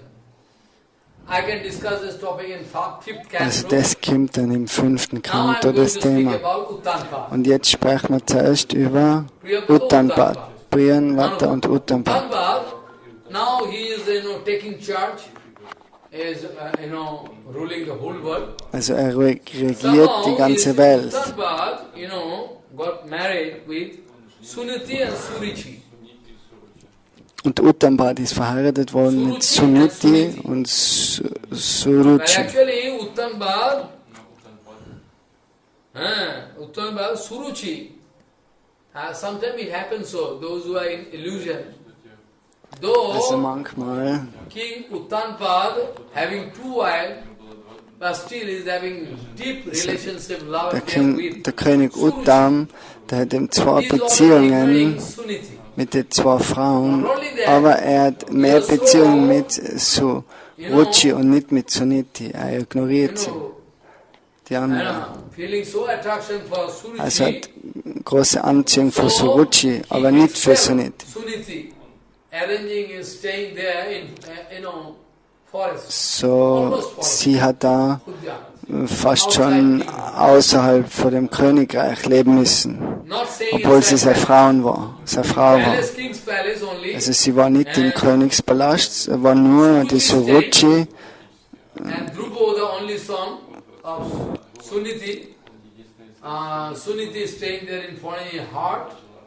Also Suniti, der hat so eine Strohhütte vom Königreich mit dem Sohn Druva.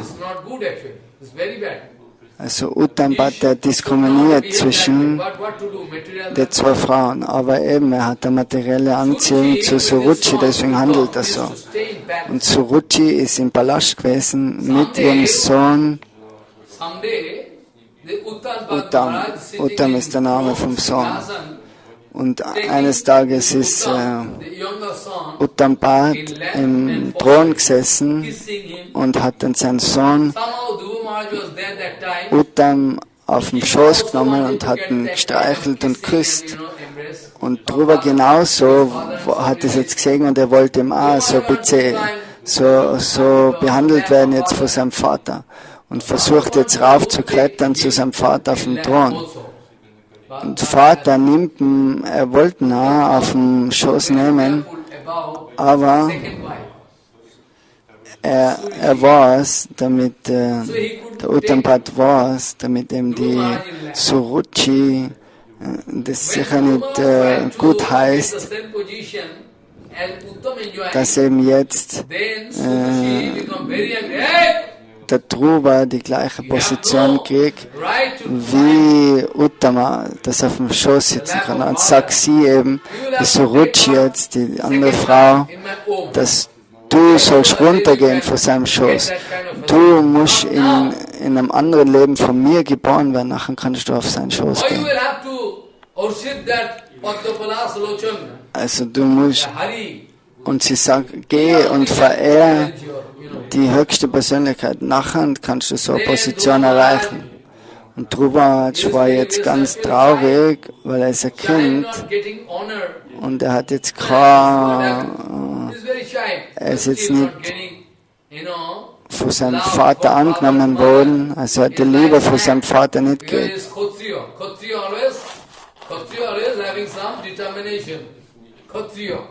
Also er ist ein Kshatriya von der Kaste, also er hat immer coming in front of mother, crying heavily. Oh mother, what happened? Why you are crying? This is the situation happened. I wanted to climb the, Also er kommt jetzt vor die Suniti und sagt, ich wollte eben auf meinem Vaters Schoß gehen und das ist gewesen mit weinenden Augen. Und er ist ein Kshatriya und deswegen ist er jetzt determiniert, dass er eine Lösung findet. Und dann fragt er sie, weil sie eben zu ihm gesagt hat, die andere Frau, die so Ruchi, dass er eben die höchste Persönlichkeit verehren soll. Und nachher sagt er zu ihr, was kann ich machen, zu Suruchi, zu Suniti.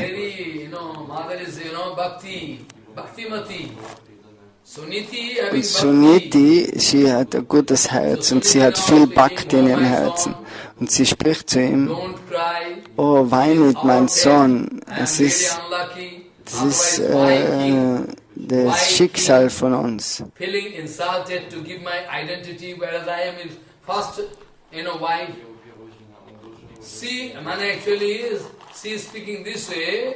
Even Uttanpad, my husband, don't want to quote my name. Also sogar Uttanpad, er will nicht einmal den Namen von der Suniti aussprechen. Obwohl ich eigentlich seine erste Frau bin. Also ich bin eine unglückliche Frau in dem Fall. Und vielleicht bist du in einer unglücksverheißigen Situation geboren worden. So, das ist für dich bestimmt gewesen.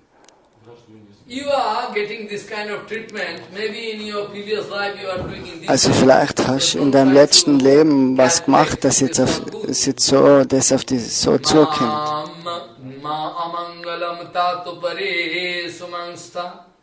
Bhungte jano yat paraduksho dadastat dirgham shashanti brijinasya paramam apashyati balakam aho bala. Bala means Suniti speaking. Also jetzt spricht Suniti, how to pacify him. Dass eben das die Situation ist jetzt von ihrem Buben. Und sie spricht, oh mein Sohn, hab keine Feindseligkeit gegen dich. Das ist vielleicht durch dein Schicksal, bist du jetzt in diese Situation gekommen. Also du sollst nicht so denken, sie unterweist ihn so. Also denk niemals anders.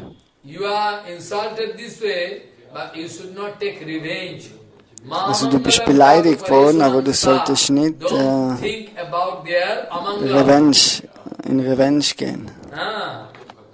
Because any jivatma, they are going to meet with the situation, the result, what they have done in their jede Seele trifft die Situationen an in ihrem Leben, die was sie im letzten Leben ausgelöst hat. So why you are expressing strong grief? So now Suniti is speaking, your mother actually is speaking rightly. If you can concentrate unto the lotus feet of Hari. Und sie sagt an die Mutter, ja, das ist, sie spricht eigentlich richtig. So die Suruchi, so konzentriere dich auf die Lotusfüße von Krishna, dann kann sich das Schicksal ändern. Dann ist alles möglich. So beim Barmherzigkeit vom höchsten Herrn ist alles möglich. Then somehow she wanted to counterbalance the situation, but anyway, Druva Maharaj is Kshatriya. Und dann Druva Maharaj, der ist eben Krieger von der Kshatriya-Kaste, von einem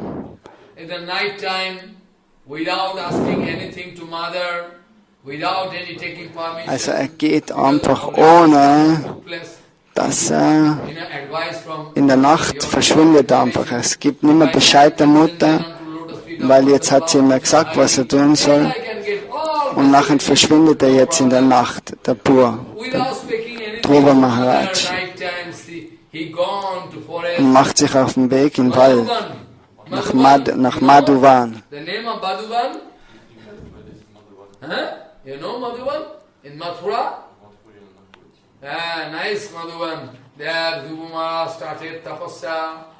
Also dort hat Druva Maharaj Tapasya gemacht.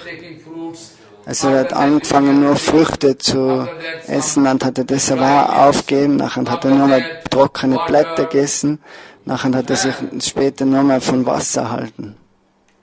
After that, fasting totally. Or after that, air, first of air taking air. Also von Luft, von Pran. Air taking oxygen. After that, he stopped taking anything. Und nachher hat er komplett aufgehört, irgendwas zu nehmen. And Druva Maharaj was doing bhajan in such a way. So Druva Maharaj war so absorbiert in das Bhajan. When you can think that your bhajan is successful. Also wenn dein Bhajan erfolgreich ist, wann kannst du so denken?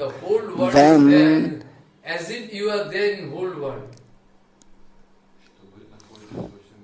If you can see the whole world in relation with Krishna, also wenn du die ganze Welt in Beziehung mit Krishna sehen kannst, nachher ist dein Bhajan perfekt. Wie Sukadev Goswami, der ist in den Wald gegangen, hat nichts gesprochen und hat Oyan Lamajantam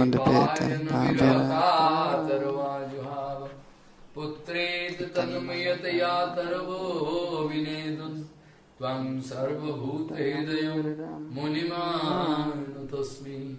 On behalf of Sukadeva Goswami, all these, hills and rivers, trees, they are giving answer. Because Sukadeva Goswami bring bhajan in such way as if he submerges this whole universe. Sukadev Goswami, der macht auch Bhajan, als wie er komplett eingegangen ist ins ganze Universum. Er fühlt sich komplett im Einklang mit dem ganzen Universum. Und das gleiche Gefühl hat jetzt Druva Maharaj auch in seiner Entsagung, in seiner Meditation, seiner Erkenntnis.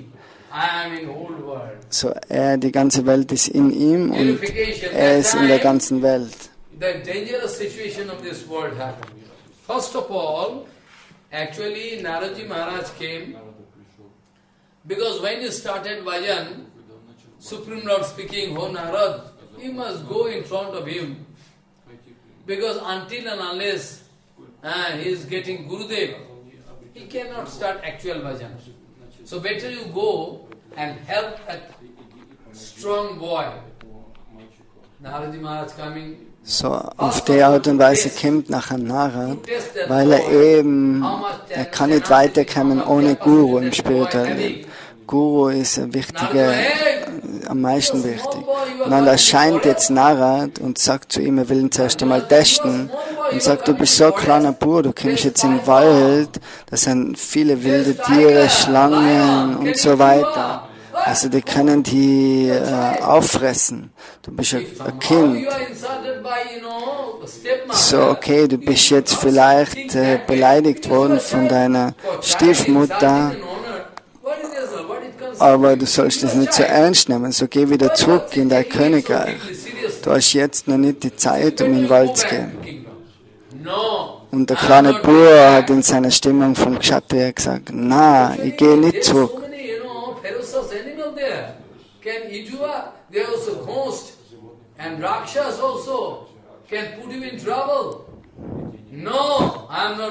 Also er sagt, na, ich gehe auf keinen Fall wieder zurück.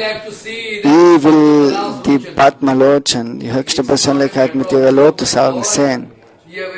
Ich will die Person treffen. Und dann sagt er, das ist keine leichte Sache. Aber er sagt, na, er ist ganz hartnäckig und gibt nicht auf. Und Narad unterweist ihm dann, okay, du gehst jetzt und badest in der Yamuna und kommst dann zu mir.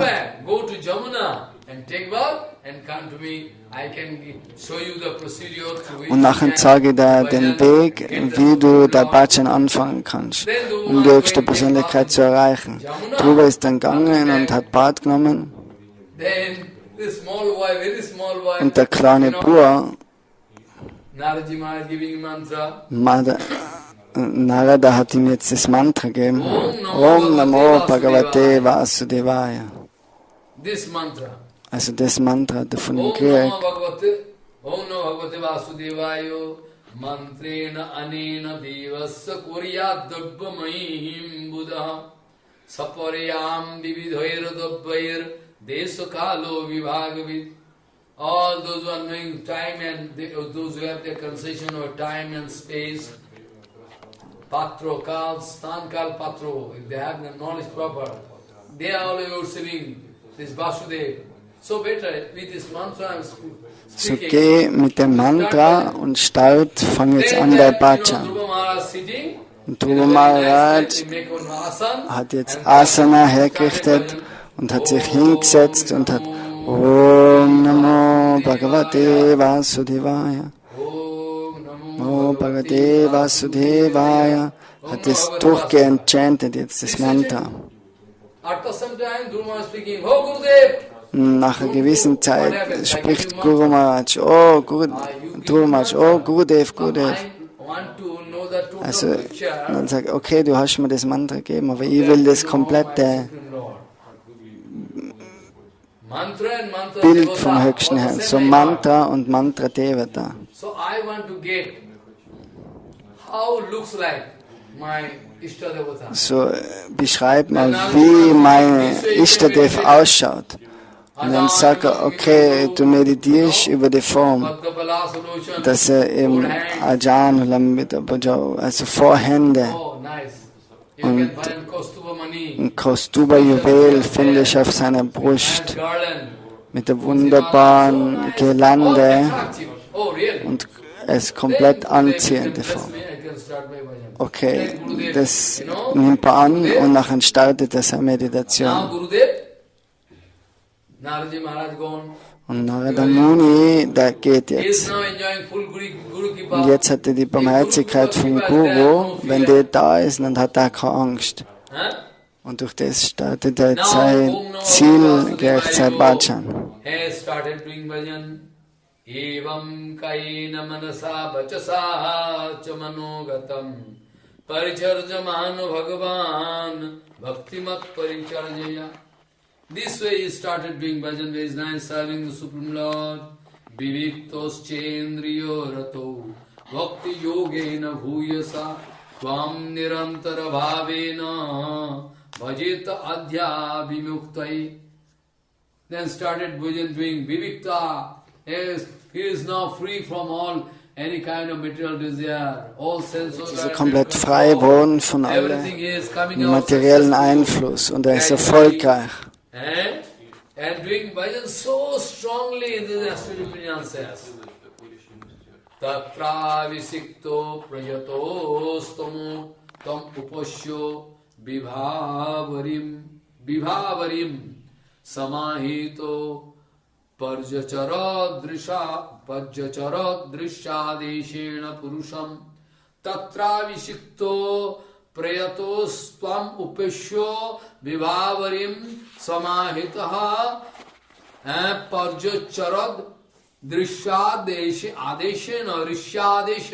Rishi-adeshena purusham.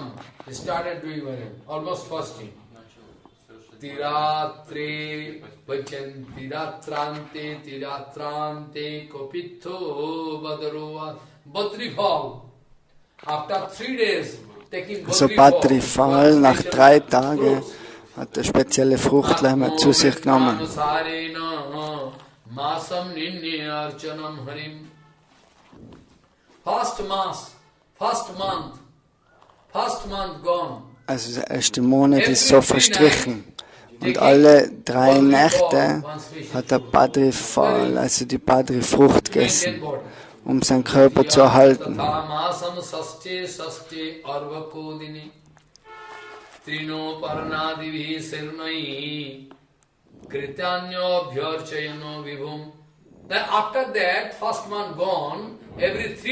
Nach das erste Monat vergangen ist,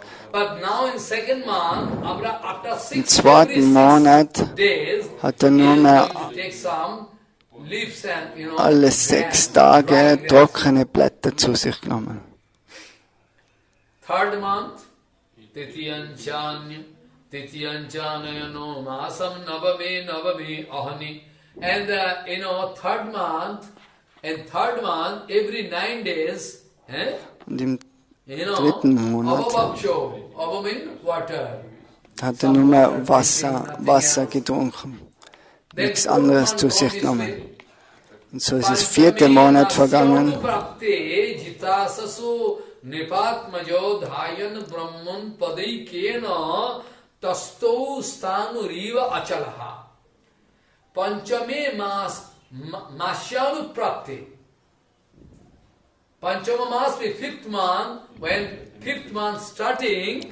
Also wenn das fünfte Monat angefangen hat, dann hat er alle Sinnesorgane nur mehr kontrolliert durch das Pran, die Atmung.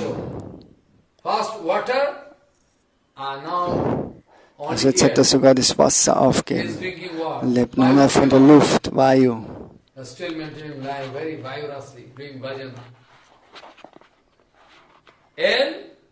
Sarvato mano akrisho hidi bhutendriyasayam dhayan bhagavato rupam nadrakshit kinchina param. Then after 5 months, 5th month gone, nach 5 Monaten, all breathing, all Vayu Shevan, stop. He is so powerful bhajan he is doing, his concentration is so high, that he cannot see anything except that the lotus feet of Supreme Lord. Now, er macht so starkes Bhajan, er sieht nichts mehr anderes, konzentriert sich nur in seinem Geist, hat er nur die höchste Persönlichkeit vor sich.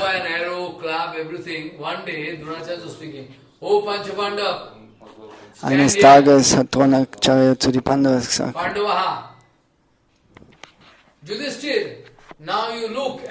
also Yudhishthira Maharaj mit Pfeil und Bogen hat er sie ausgerüstet und dann hat er gesagt, oh, konzentriere dich jetzt nur auf den Vogel auf dem Baum.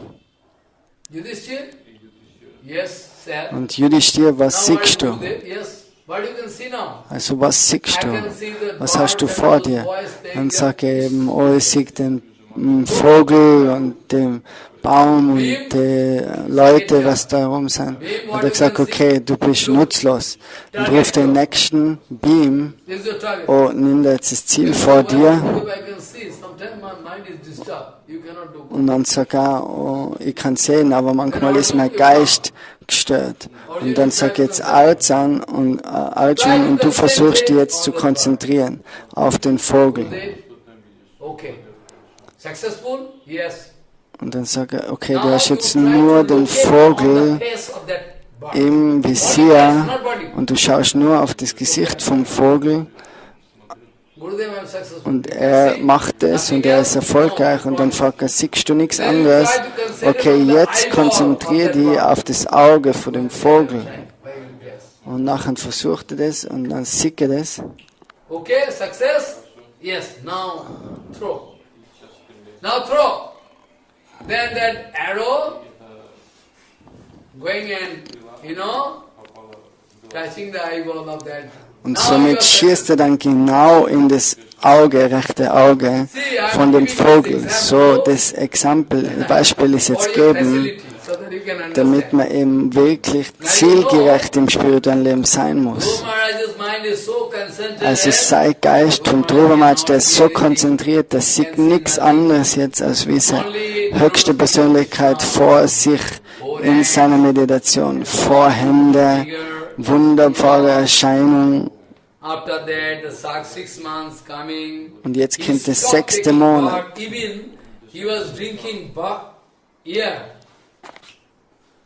Also er nimmt jetzt auch keine Luft mehr zu sich. Er stoppt jetzt die Luft sogar. Und steht nur mehr auf einem Fuß.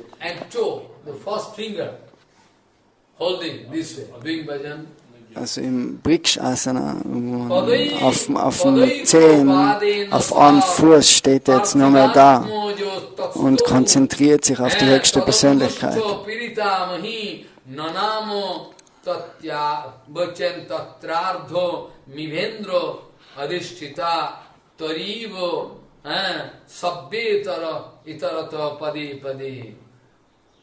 Now when Druva Maharaj bring bhajan, very, Also wenn with this first Druva Maharaj jetzt das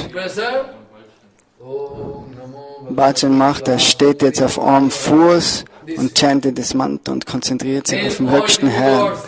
Und alle Demigötter, die sind jetzt sogar schon die denken sich, oh, die gehen zu Brahma, oh, wir sind in Schwierigkeiten, weil wir können irgendwie nicht mehr atmen, weil jetzt hat Dhruva die ganze Luft. Asthma? No asthma. We are feeling breathing problem, asthma. No, it's not asthma. What for we are feeling? What for you are feeling this kind of problem? Mama speaking. No problem, we can go. Also Brahma sagt, nein, ist kein Problem. In Kürze ist das Problem aus der Welt. Jetzt momentan können sie nicht richtig atmen. Warum ist es? Weil in der Sohn von Uttambhata, Druva Maharaj, er macht ihm so schönes Bhajan, so hartes Bhajan, so schwieriges Bhajan. Und er hat sich jetzt komplett in Einklang mit der Welt gebracht. Und er hat jetzt den Atem angehalten. Und durch das, dass er so verbunden ist mit dem Höchsten, hat jetzt ist jetzt die ganze Luft verschwindet aus dem Universum.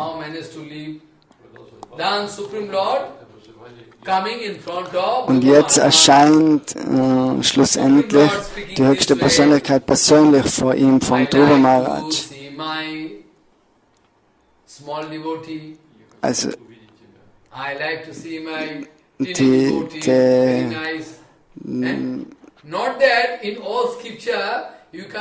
Srila Narayana, der wollte ihm selber, die höchste Persönlichkeit Srila Narayana, der wollte ihm selber jetzt Druva Maharaj sehen.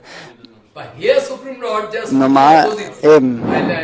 Der Fall ist da, dass eben in dem Fall die höchste Persönlichkeit ihren Devotee sehen will, den kleinen Jungen, wie der Bhajan macht. Das ist so reiner Devotee.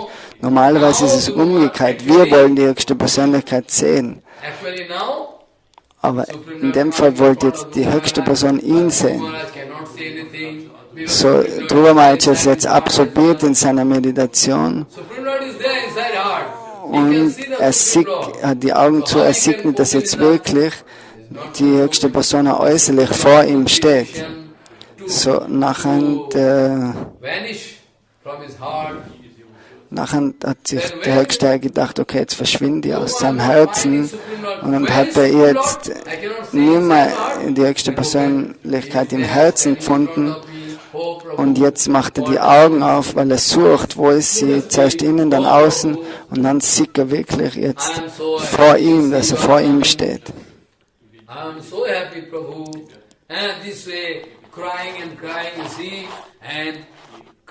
Und so ist er dann voll mit Tränen und verbeugt sich vor der höchsten Persönlichkeit.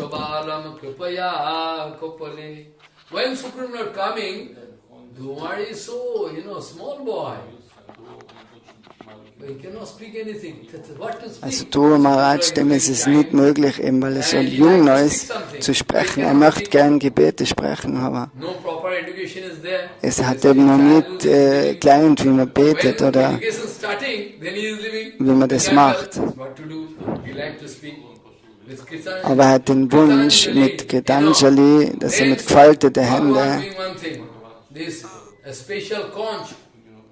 und nachher nimmt Bhagavan, nimmt seine Muschel,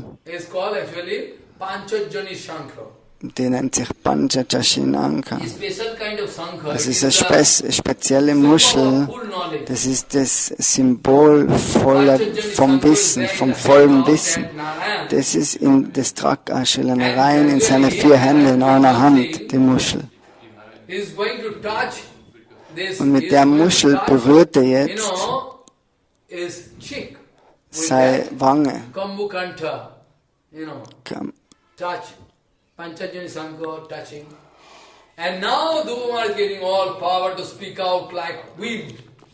Und jetzt plötzlich spricht Druva Maharaj wie vom Wind Gebete. I'm coming in front of my teeny devotee. He likes to speak something. He is not educated enough. But what education can do? What education can do? No amount of education is just sufficient. If I do kripa, he can get everything, all knowledge. Also braucht keine Ausbildung. Wenn eben die Barmherzigkeit kriegt von mir, nachher kommt alles. Und auf die Art und Weise spricht dann Dhruva wie der Wind Gebete zur höchsten Persönlichkeit.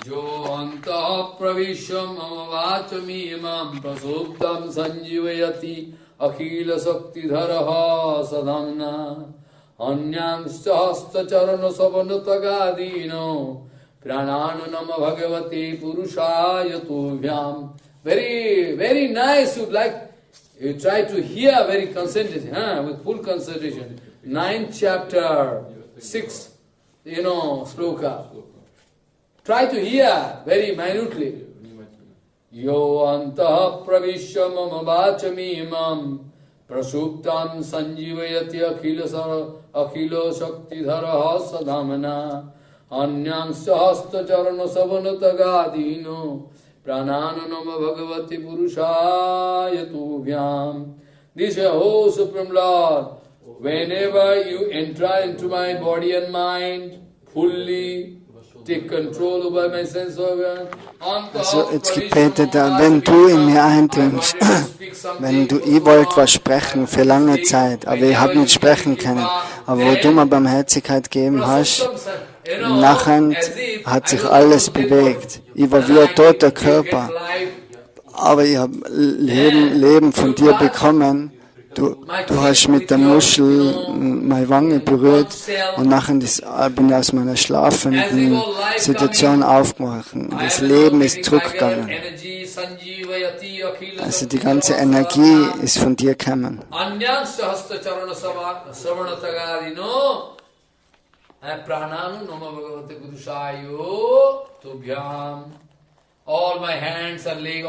Also all meine Hände, meine Füße, die Sinnesorgane, Karmendriya, Gyanendriya, alles ist aufgewacht. Druva Maharaj hat jetzt gesprochen, so schöne Verse. Also das soll man hören, die Gebete. Seinem 4. Kanto 9,6. Prasuptyam sanjivayati akhilo shakti dharaha sadhamana anyam sahasta charana savano tagadino prananunam bhagavate purushaya tobhyam bhakting muhu prabhatam tvai me prasangyo bhuyadananto mahatam amalasayanam bhakting muhu prabhatam tvai me prasangyo bhuyadananta mahatam amalasayanam jenanjasuru jenanjasolvano guru vyasanam bhavadim neshe bhavad gunakatham mritapanamatya. What? Bhakti muhu prabhatam tvai me prasangyo bhuyadananta mahatam amalasayanam jenanjasolvanam guru vyasanam bhavadim neshe bhavad gunakatham Bhakti muhu prabhatam tvai me prasangyo. When we pick up your topics, Bhakti muhu prabhatam tvai me prasangyo, with, those who are, Nirmal Chitta Sadhu Gurus, always those who are pure devotees, the sadhus, they are always exhibiting the bhakti, showing bhakti. Also betet eben, dass immer Gemeinschaft kann mit denen, die was im Bhakti zum höchsten Herrn ausführen. Das ist 4,9,11. Also die reinen Devotees, was immer über deine Themen sprechen, die fühlen ihr Herzen dann aufblühend. Und die wollen nur Gemeinschaft mit denen. This material world is, like fire. Chaitanya Mahaprabhu speaking. Also die Welt ist wie Feuer. Cheto Darpanamachanam Pabamahatavakanvaparam. Also ein Feuer ist da in der Welt. Was? Also in der materiellen Welt ist überall Feuer. Manche wollen stehlen, kämpfen, bekriegen sich, streiten. Alle streiten miteinander. Das ist das Feuer, was existiert in der Welt. Die wollen sich sogar umbringen gegenseitig. Der König will den anderen König töten, der will Depositionen haben, Depositionen haben.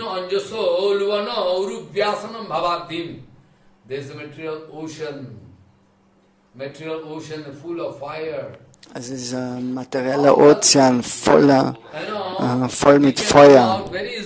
Aber wir können sehr leicht rauskommen, wenn wir Harikata wirklich tief im Herzen aufnehmen, den Nektar trinken vom höchsten Herrn. Was kann dann Yamaraj, der Herr des Todes, machen zu uns? Keiner kann was machen. Weil Harinam, der heilige Name und Harikata da ist. Aber ich verstehe das nicht, weil ich eben so ein Dummkopf bin und nehme die Sachen nicht an. Bhagavad Guna Kathamritapan Matyo. You say? Bhaktim Muhu Prabhatam Taime Prasangyo Yadananto Mahatam Amala Sayanam Jenanjasuru Jenanjasolvanamurubhyasanam Bhavatim Nishe Bhavad Guna Kathamritapan Matyo. Now speaking very nicely. He tu je tu apchunabhu bhavadiya padar bindo shaugandha lubdha hridaye shukritopasangya tena smarantyati taram priyamiso mahartam je chanvadhas suto sured viha vittadara Je tu abjana bhavadiya padar bindo saugandha lubdha hridaye sukhato pusangya tena smaranti atitaram priyamisho martam je chvanvadaha suto surhid grihavittadara. Those who are pure devotees, also die, was reine Devotees sein, die sind nur konzentriert, den Nektar gleichen Harikata zu trinken. Die haben keine Schwierigkeiten in der materiellen Welt, die kriegen keine Schwierigkeiten, weil sie immer mit den Lotusfüßen und mit der Harikata vom höchsten Herrn beschäftigt sind.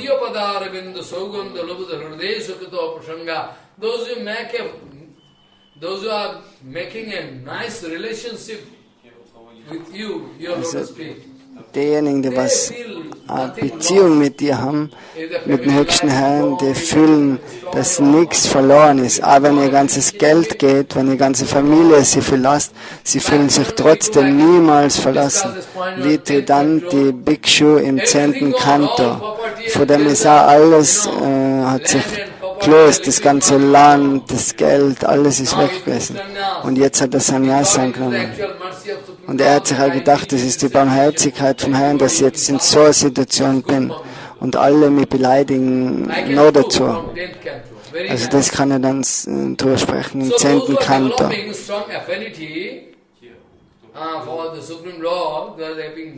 Also die, was wirklich eine schöne, wichtige Beziehung haben mit dem höchsten Herrn durch Guru und Vaishnava, weil du das nur kannst durch Guru und Vaishnava, das kriegt man nicht vom Markt, du kannst nicht 10.000 Euro zahlen, damit du die Beziehung kriegst, sondern nur von reinen Vaishnavas und vom Guru.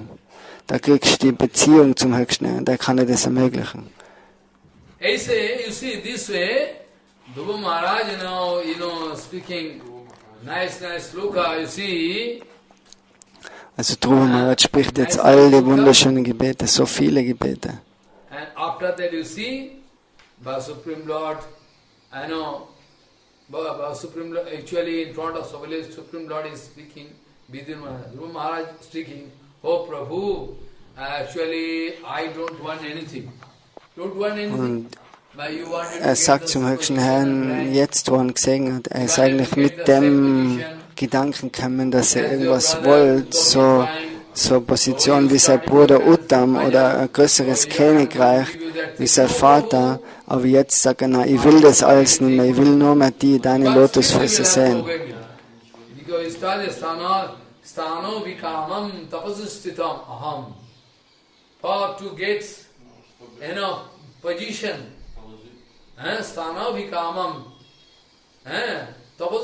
aham tam praptavan muni deva muninda gujjam kacham vichinnyan nopi divyaratam praptavan baram na jache samin baram na jache. Okay, you are right. I started my bhajan with a motive to get the place. Druva sagt jetzt, okay, ich habe angefangen, ich wollte eben ein Königreich und eine Position, aber jetzt bin ich frei. So. Aber der höchste Herr antwortete zu ihm, na, ich habe eben jetzt dir das zu geben, du musst die materielle Welt jetzt regieren und den Platz einnehmen. Aber Druva Maharaj sagt, ich will das nicht mehr jetzt, ich brauche das nicht mehr. Aber der höchste Herr sagt, na, du musst das jetzt machen. Und jetzt sagt er, geh wieder zurück nach Hause. Und dann sagt er, nein, ich will nicht, weil da ist ein großes Problem. Nein. Und der höchste Herr sagt, nein, es gibt kein Problem dort.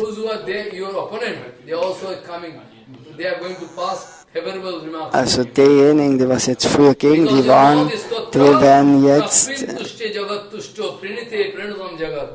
werden jetzt die auch mit anderen Augen sehen und verehren. Also wenn die höchste Persönlichkeit mit dir zufrieden ist, dann kann die keiner töten. Keine Schlange kann die beißen, niemand.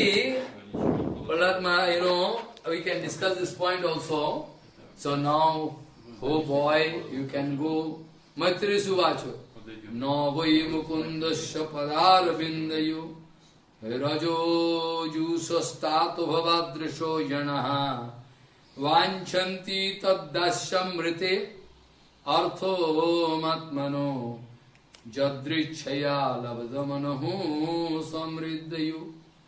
And no vai mukundasya padar bindayu rajo yusastato bhavadrisho janaha vanchanti taddasamrite arthomatmano jadrichayalabdamanaha samriddayo. Maitreya is speaking, hey jetzt spricht Maitreya Rishi. Like you, those who are those who are worshipping the dust particle onto the lotus feet of Vishnu, Parameshwar, Paraparakileshwar, they never want anything. They are self-satisfied all the time. They never think. If you want to give something, no. Also wenn du irgendwas den Devotees geben willst, die brauchen nichts, die sind selbstzufrieden. Aber doch, wenn die höchste Herr jetzt sagt, oh, ich segne dich, du musst es annehmen. Druva sagt, nein, ich brauche nichts. Also ich habe schon das höchste Glück erreicht, indem ich Darshan von deinen Lotusfüßen habe. Ich bin vollkommen zufrieden.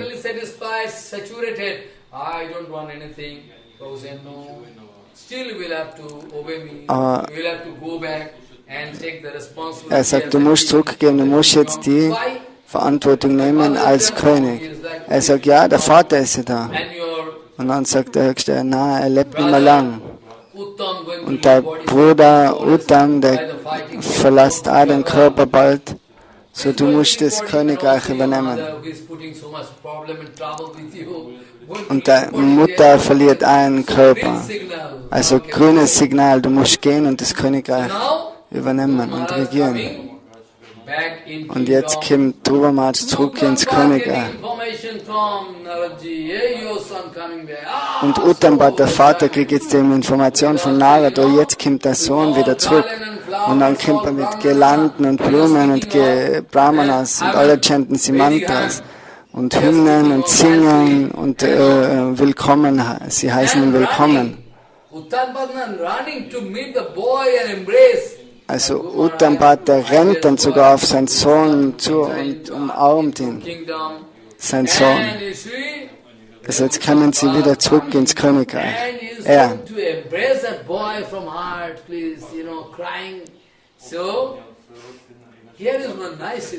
Und da ist jetzt auch wichtig, Siddhanta, which 47, 9th Adhyay. You must remember this thing. Then never you can make any mistake. Yasso prasanna bhagavan gunair maitra devir hari tasmai namanti bhutani nimnamapo ivosayam. Yasso prasanna bhagavan gunair maitra devir hari tasmai namanti bhutani nimnamapo ivosayam. Like water always from up going down. So wie Wasser immer von oben nach unten rinnt, so ist es ganz natürlich, dass wenn der höchste Herr zufrieden ist,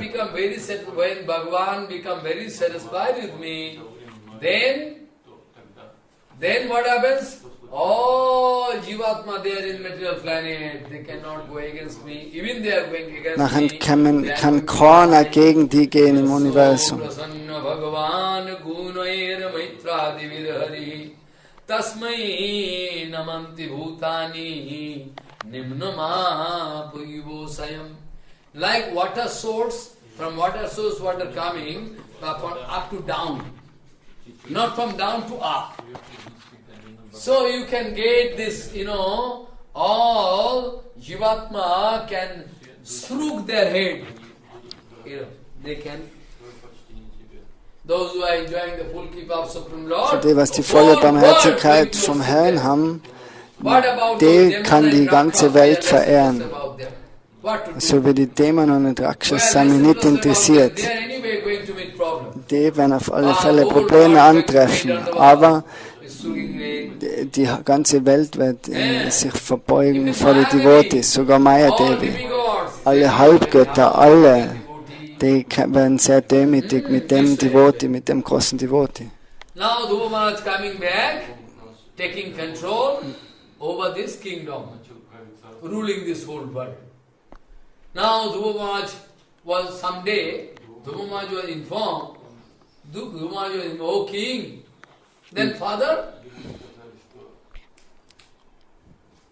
Uttanpad, now gone to forest to do bhajan, perform. Und jetzt ist der Vater Uttanpad, der ist jetzt auch in den Wald gegangen und hat Bhajan ausgeführt, weil er eben jetzt erfasst hat, dass er viele Fehler in seinem Leben gemacht hat und er möchte es jetzt ausgleichen in seinem Bhajan.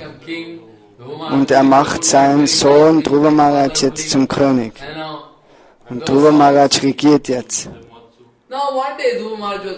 Und eines Tages wurde Druva Maharaj informiert, dass, jetzt ist der Bruder Uttam gestorben. Er fragt, wer hat ihn getötet? Er hat mit Gujaka gekämpft. Im Wald. Ist er gestorben.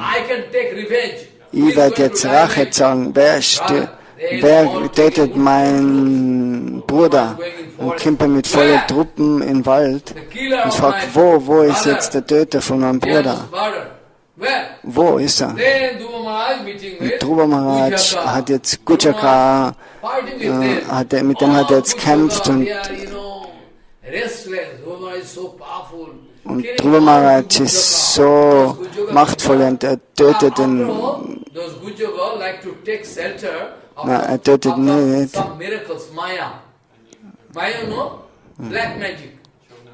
Also da ist jetzt also sie können nicht direkt mit Druva Maharaj kämpfen, aber sie wollen eben schwarze Magie anwenden.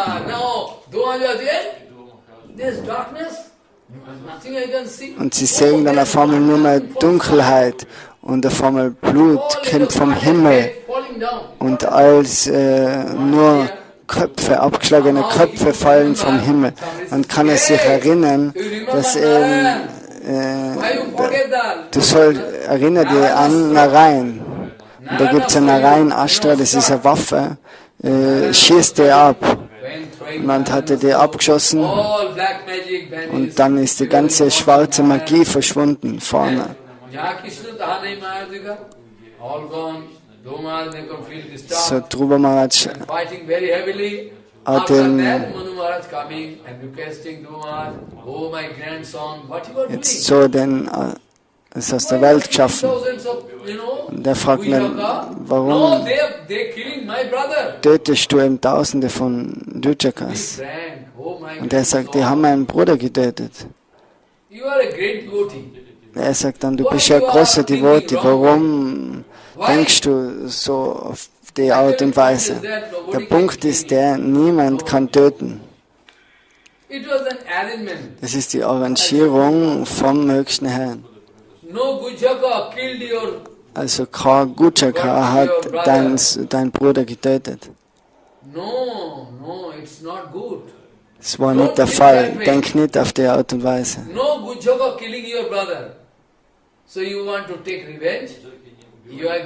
So, du bist ein großer Devotee, du sollst keine Rache zeigen. Du sollst die ganze Welt in Beziehung mit dem höchsten Herrn sehen. Also beend den Kampf jetzt.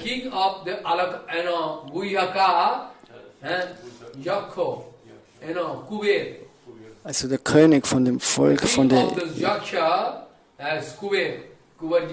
der Name ist Kuber. Und Kuber ist, Druva kommt jetzt vor dem Kuber.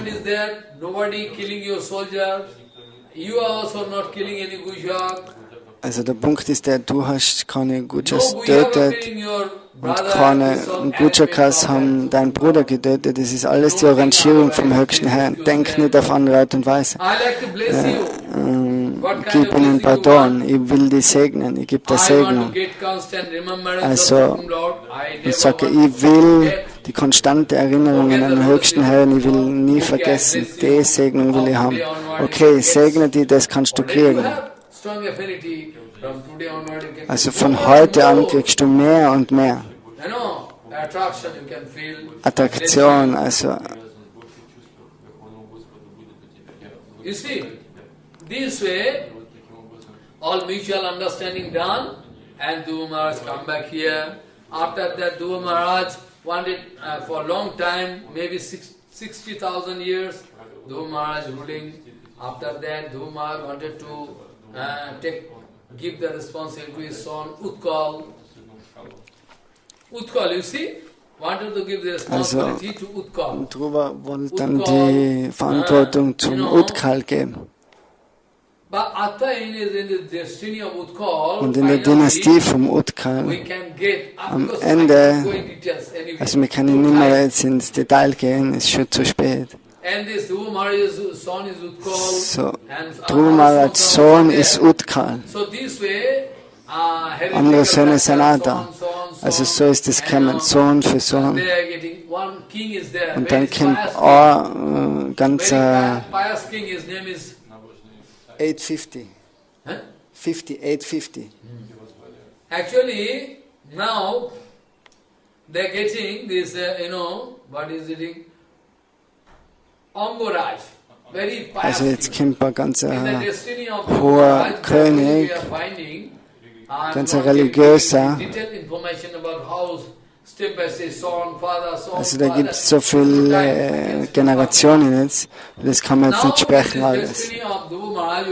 Also jetzt ist eben Utkal, der ist in der Dynastie und später findet man dann Anga.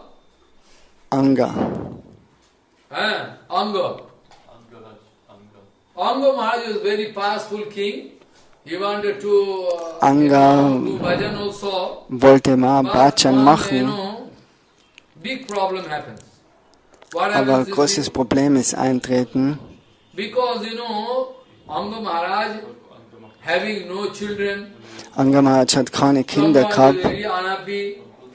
So, er war sehr unglücklich und hat dann ein yagya arrangiert, um eben Kinder zu kriegen.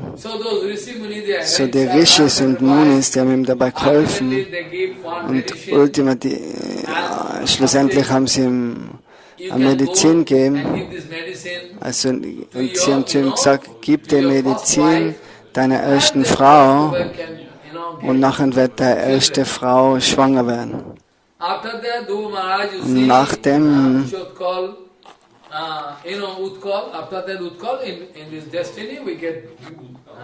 also da findet nach der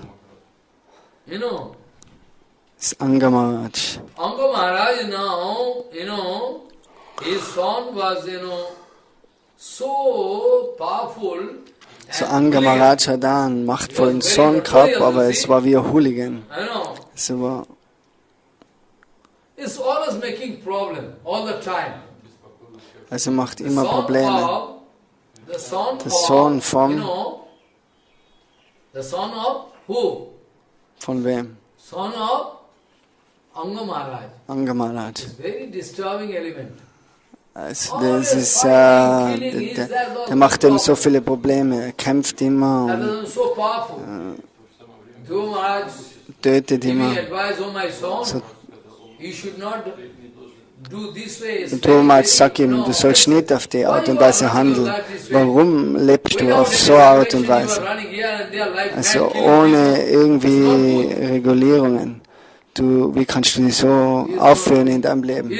Aber er folgt ihm nicht. Er folgt nicht dem König. Und nachdem ist Anga Maharaj, der hat sich auch unglücklich geworden und hat gesagt, ich möchte die Welt jetzt auch verlassen und möchte in den Wald gehen, Bhajan machen, aber was ist, ich habe so einen weltlosen Sohn. Und Anga Maharaj ist dann gegangen und hat Bhajan gemacht. Und in der Zwischenzeit, die Minister, die haben immer mehr und mehr darüber nachgedacht, wir haben eben keinen König mehr. Ein großes Problem ist es. So, kein König im Königreich. Was kann man da machen? So,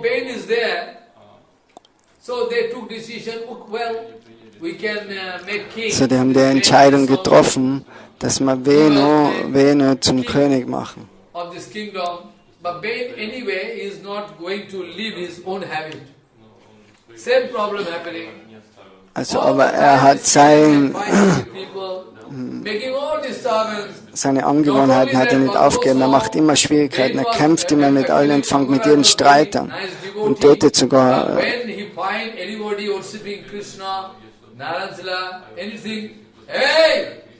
Und wenn er irgendjemanden sieht, dass du das Shiva, Narayana oder so verehrst, die Deities von Krishna, dann sagt er, warum verehrst du die? Du sollst mich verehren, der König ist der Repräsentant.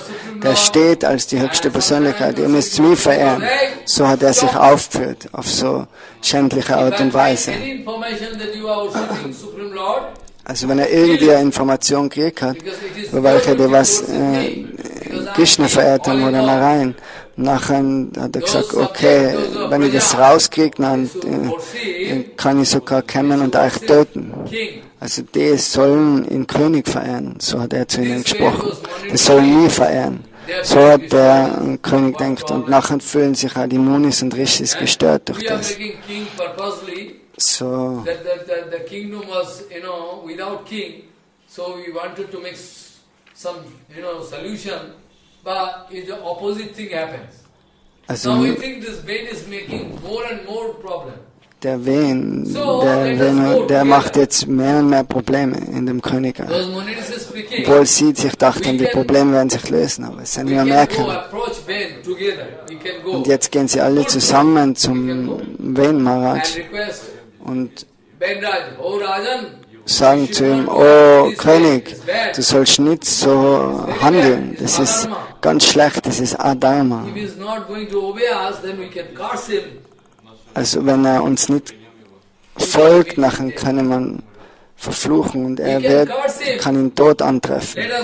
Lass uns gehen. Und alle Rishis, die sind gegangen.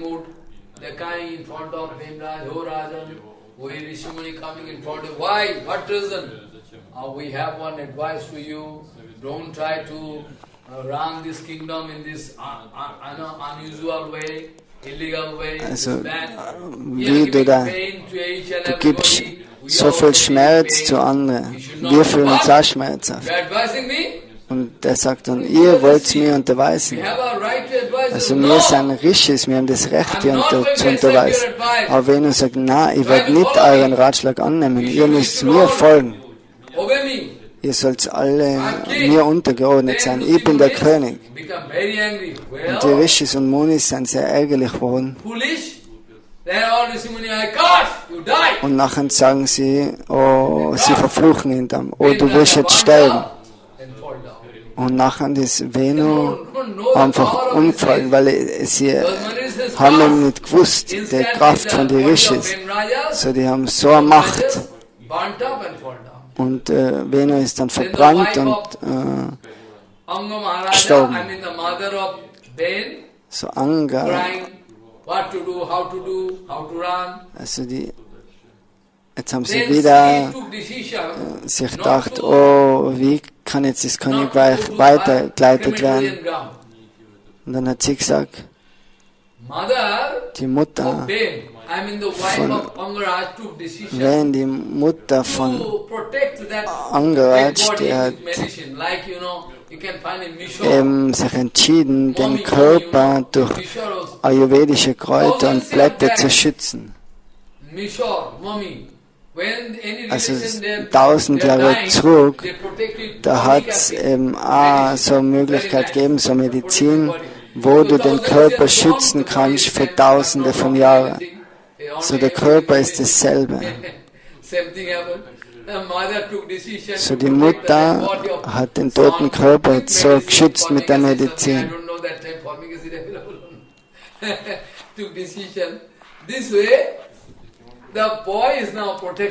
Auf die Weise ist jetzt der Bur geschützt. Die Rishis, die denken, oh, jetzt momentan in unserem Königreich, da kriegen die Räuber und die haben mehr Macht, weil eben kein König da ist.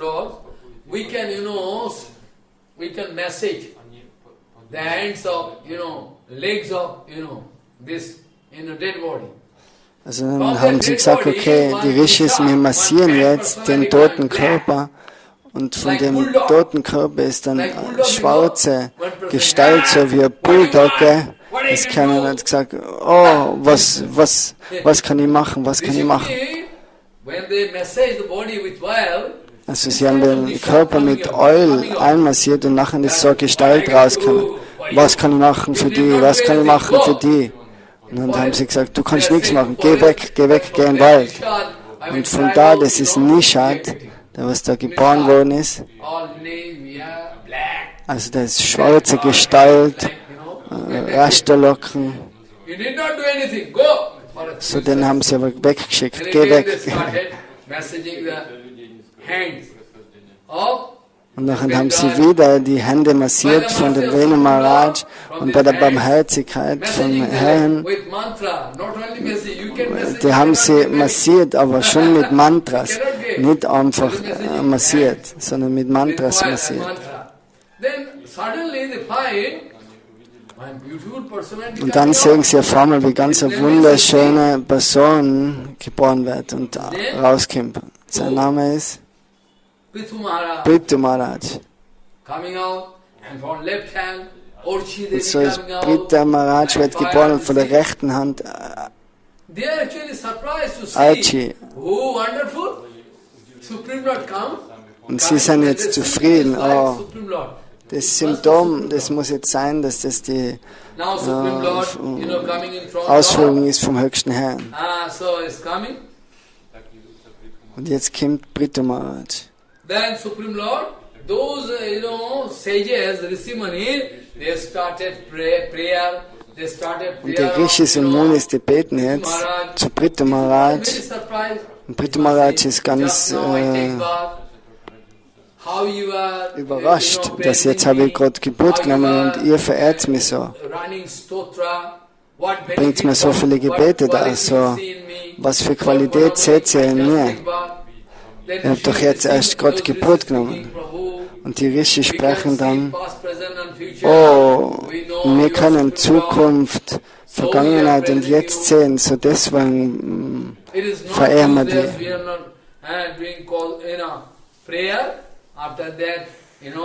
this Prithu Maharaj become very happy with those, and Orchi, actually Lakshmi Narayana. Und Archie ist Lakshmi Narayana. Archie ist die Lakshmi eigentlich. So, die haben sich verheiratet. Prithu Maharaj und Archie Devi.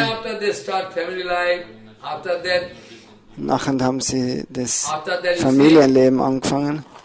Und dann kriegen sie Kinder. The Venu Maharaj's body gone. After that, I am narrating. I am giving a Sundar. Prithu Maharaj was given this as control over this kingdom. He is ruling the whole universe.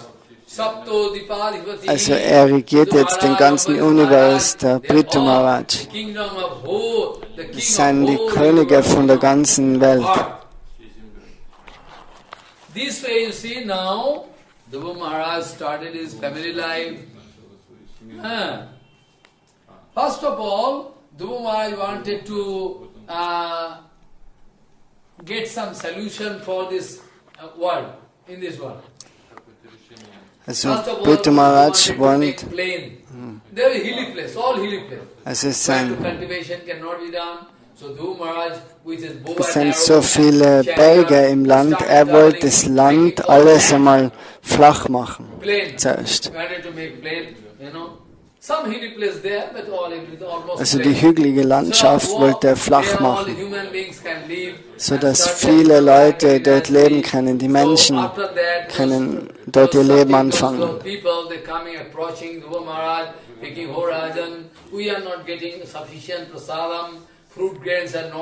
dann sagen die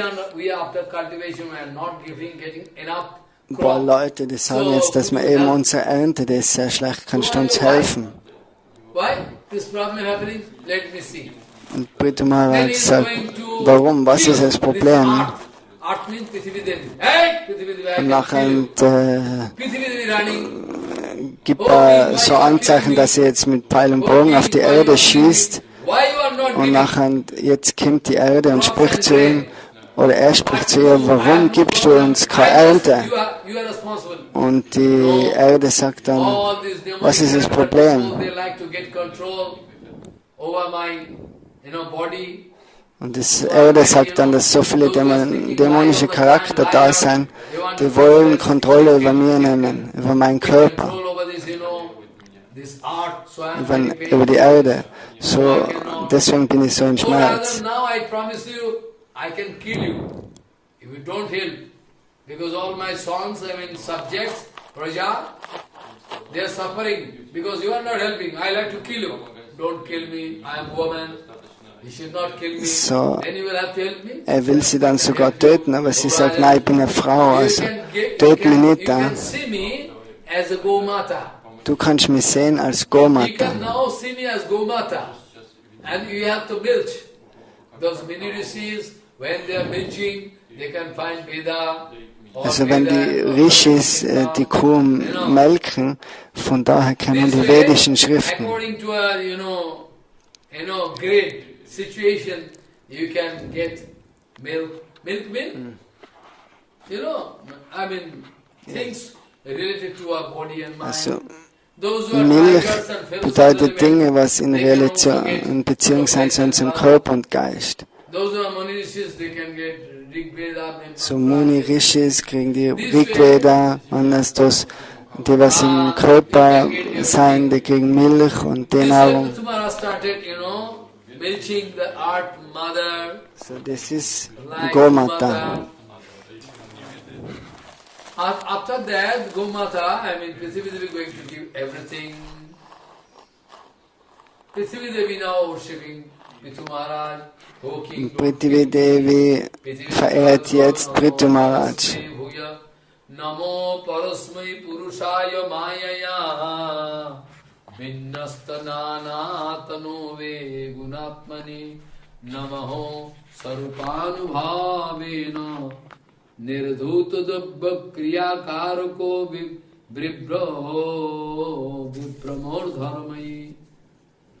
I can explain this sloka tomorrow, because today time is over.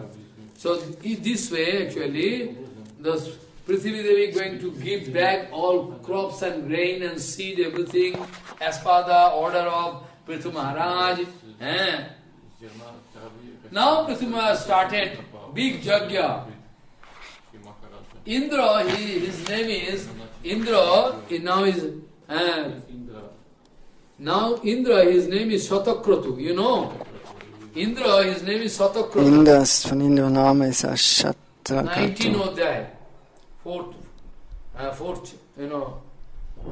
chapter, fourth canto. You know, actually, it is 491. Now actually, big yagya started by Prithu Maharaj, 100 yagya. Indra is the only personality who was successful to do Shata Aswamed yagya. Shata Aswamed, 700 Aswamed yagya. Indra, der hat 100 Ashwamedha Yagas ausgeführt.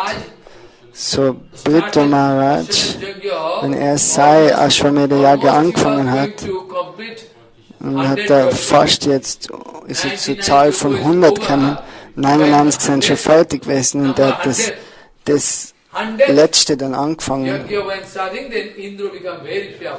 Und jetzt hat Indra dann Angst gekriegt, weil wenn er jetzt das fertig macht, das ja genau, kann er mal Position annehmen, der Prithu Maharaj. So, ich muss was machen, um das zu stoppen, dass er über die Zahl von 100 kommt.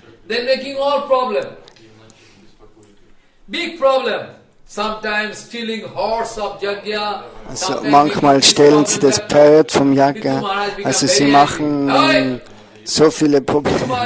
Und Prithu Maharaj wird sehr ärgerlich. Oh, wer macht alle Probleme?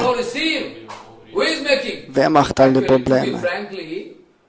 Fragt die Rishis und dann sagen sie, Indra macht die Probleme.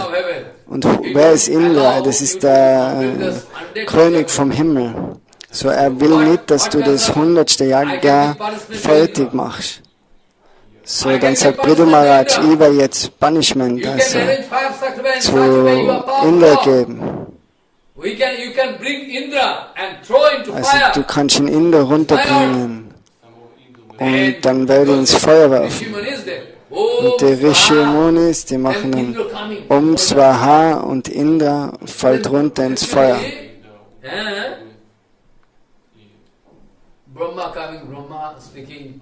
Und Brahma kommt dann, der spricht dann, oh Prithu Maharaj, du bist erfolgreich, du musst Indra vergeben. Warum? Er macht so viele Probleme, ich will ihn töten. Und Brahma sagt, na, du hast kein Recht, ihn zu töten. Du hast kein Recht dazu.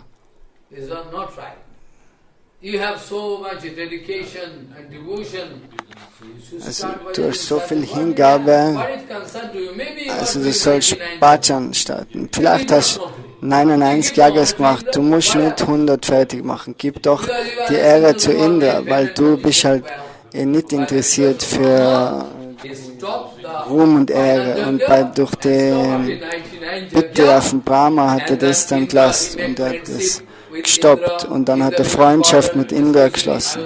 Und Indra hat sich auch entschuldigt, dass er eben Probleme jetzt gemacht hat, so ich gebe da extra Kraft zu deinem Sohn. So his son, Prithu Maharaj's son, was given some special power by Indra. So, der Sohn hat spezielle Power gekriegt. Also jederzeit, der Sohn kann verschwinden von irgendeinem Platz, der kann sich auflösen. Up to 19th Adhyay, chapter of 4th canto, Then in the yagya,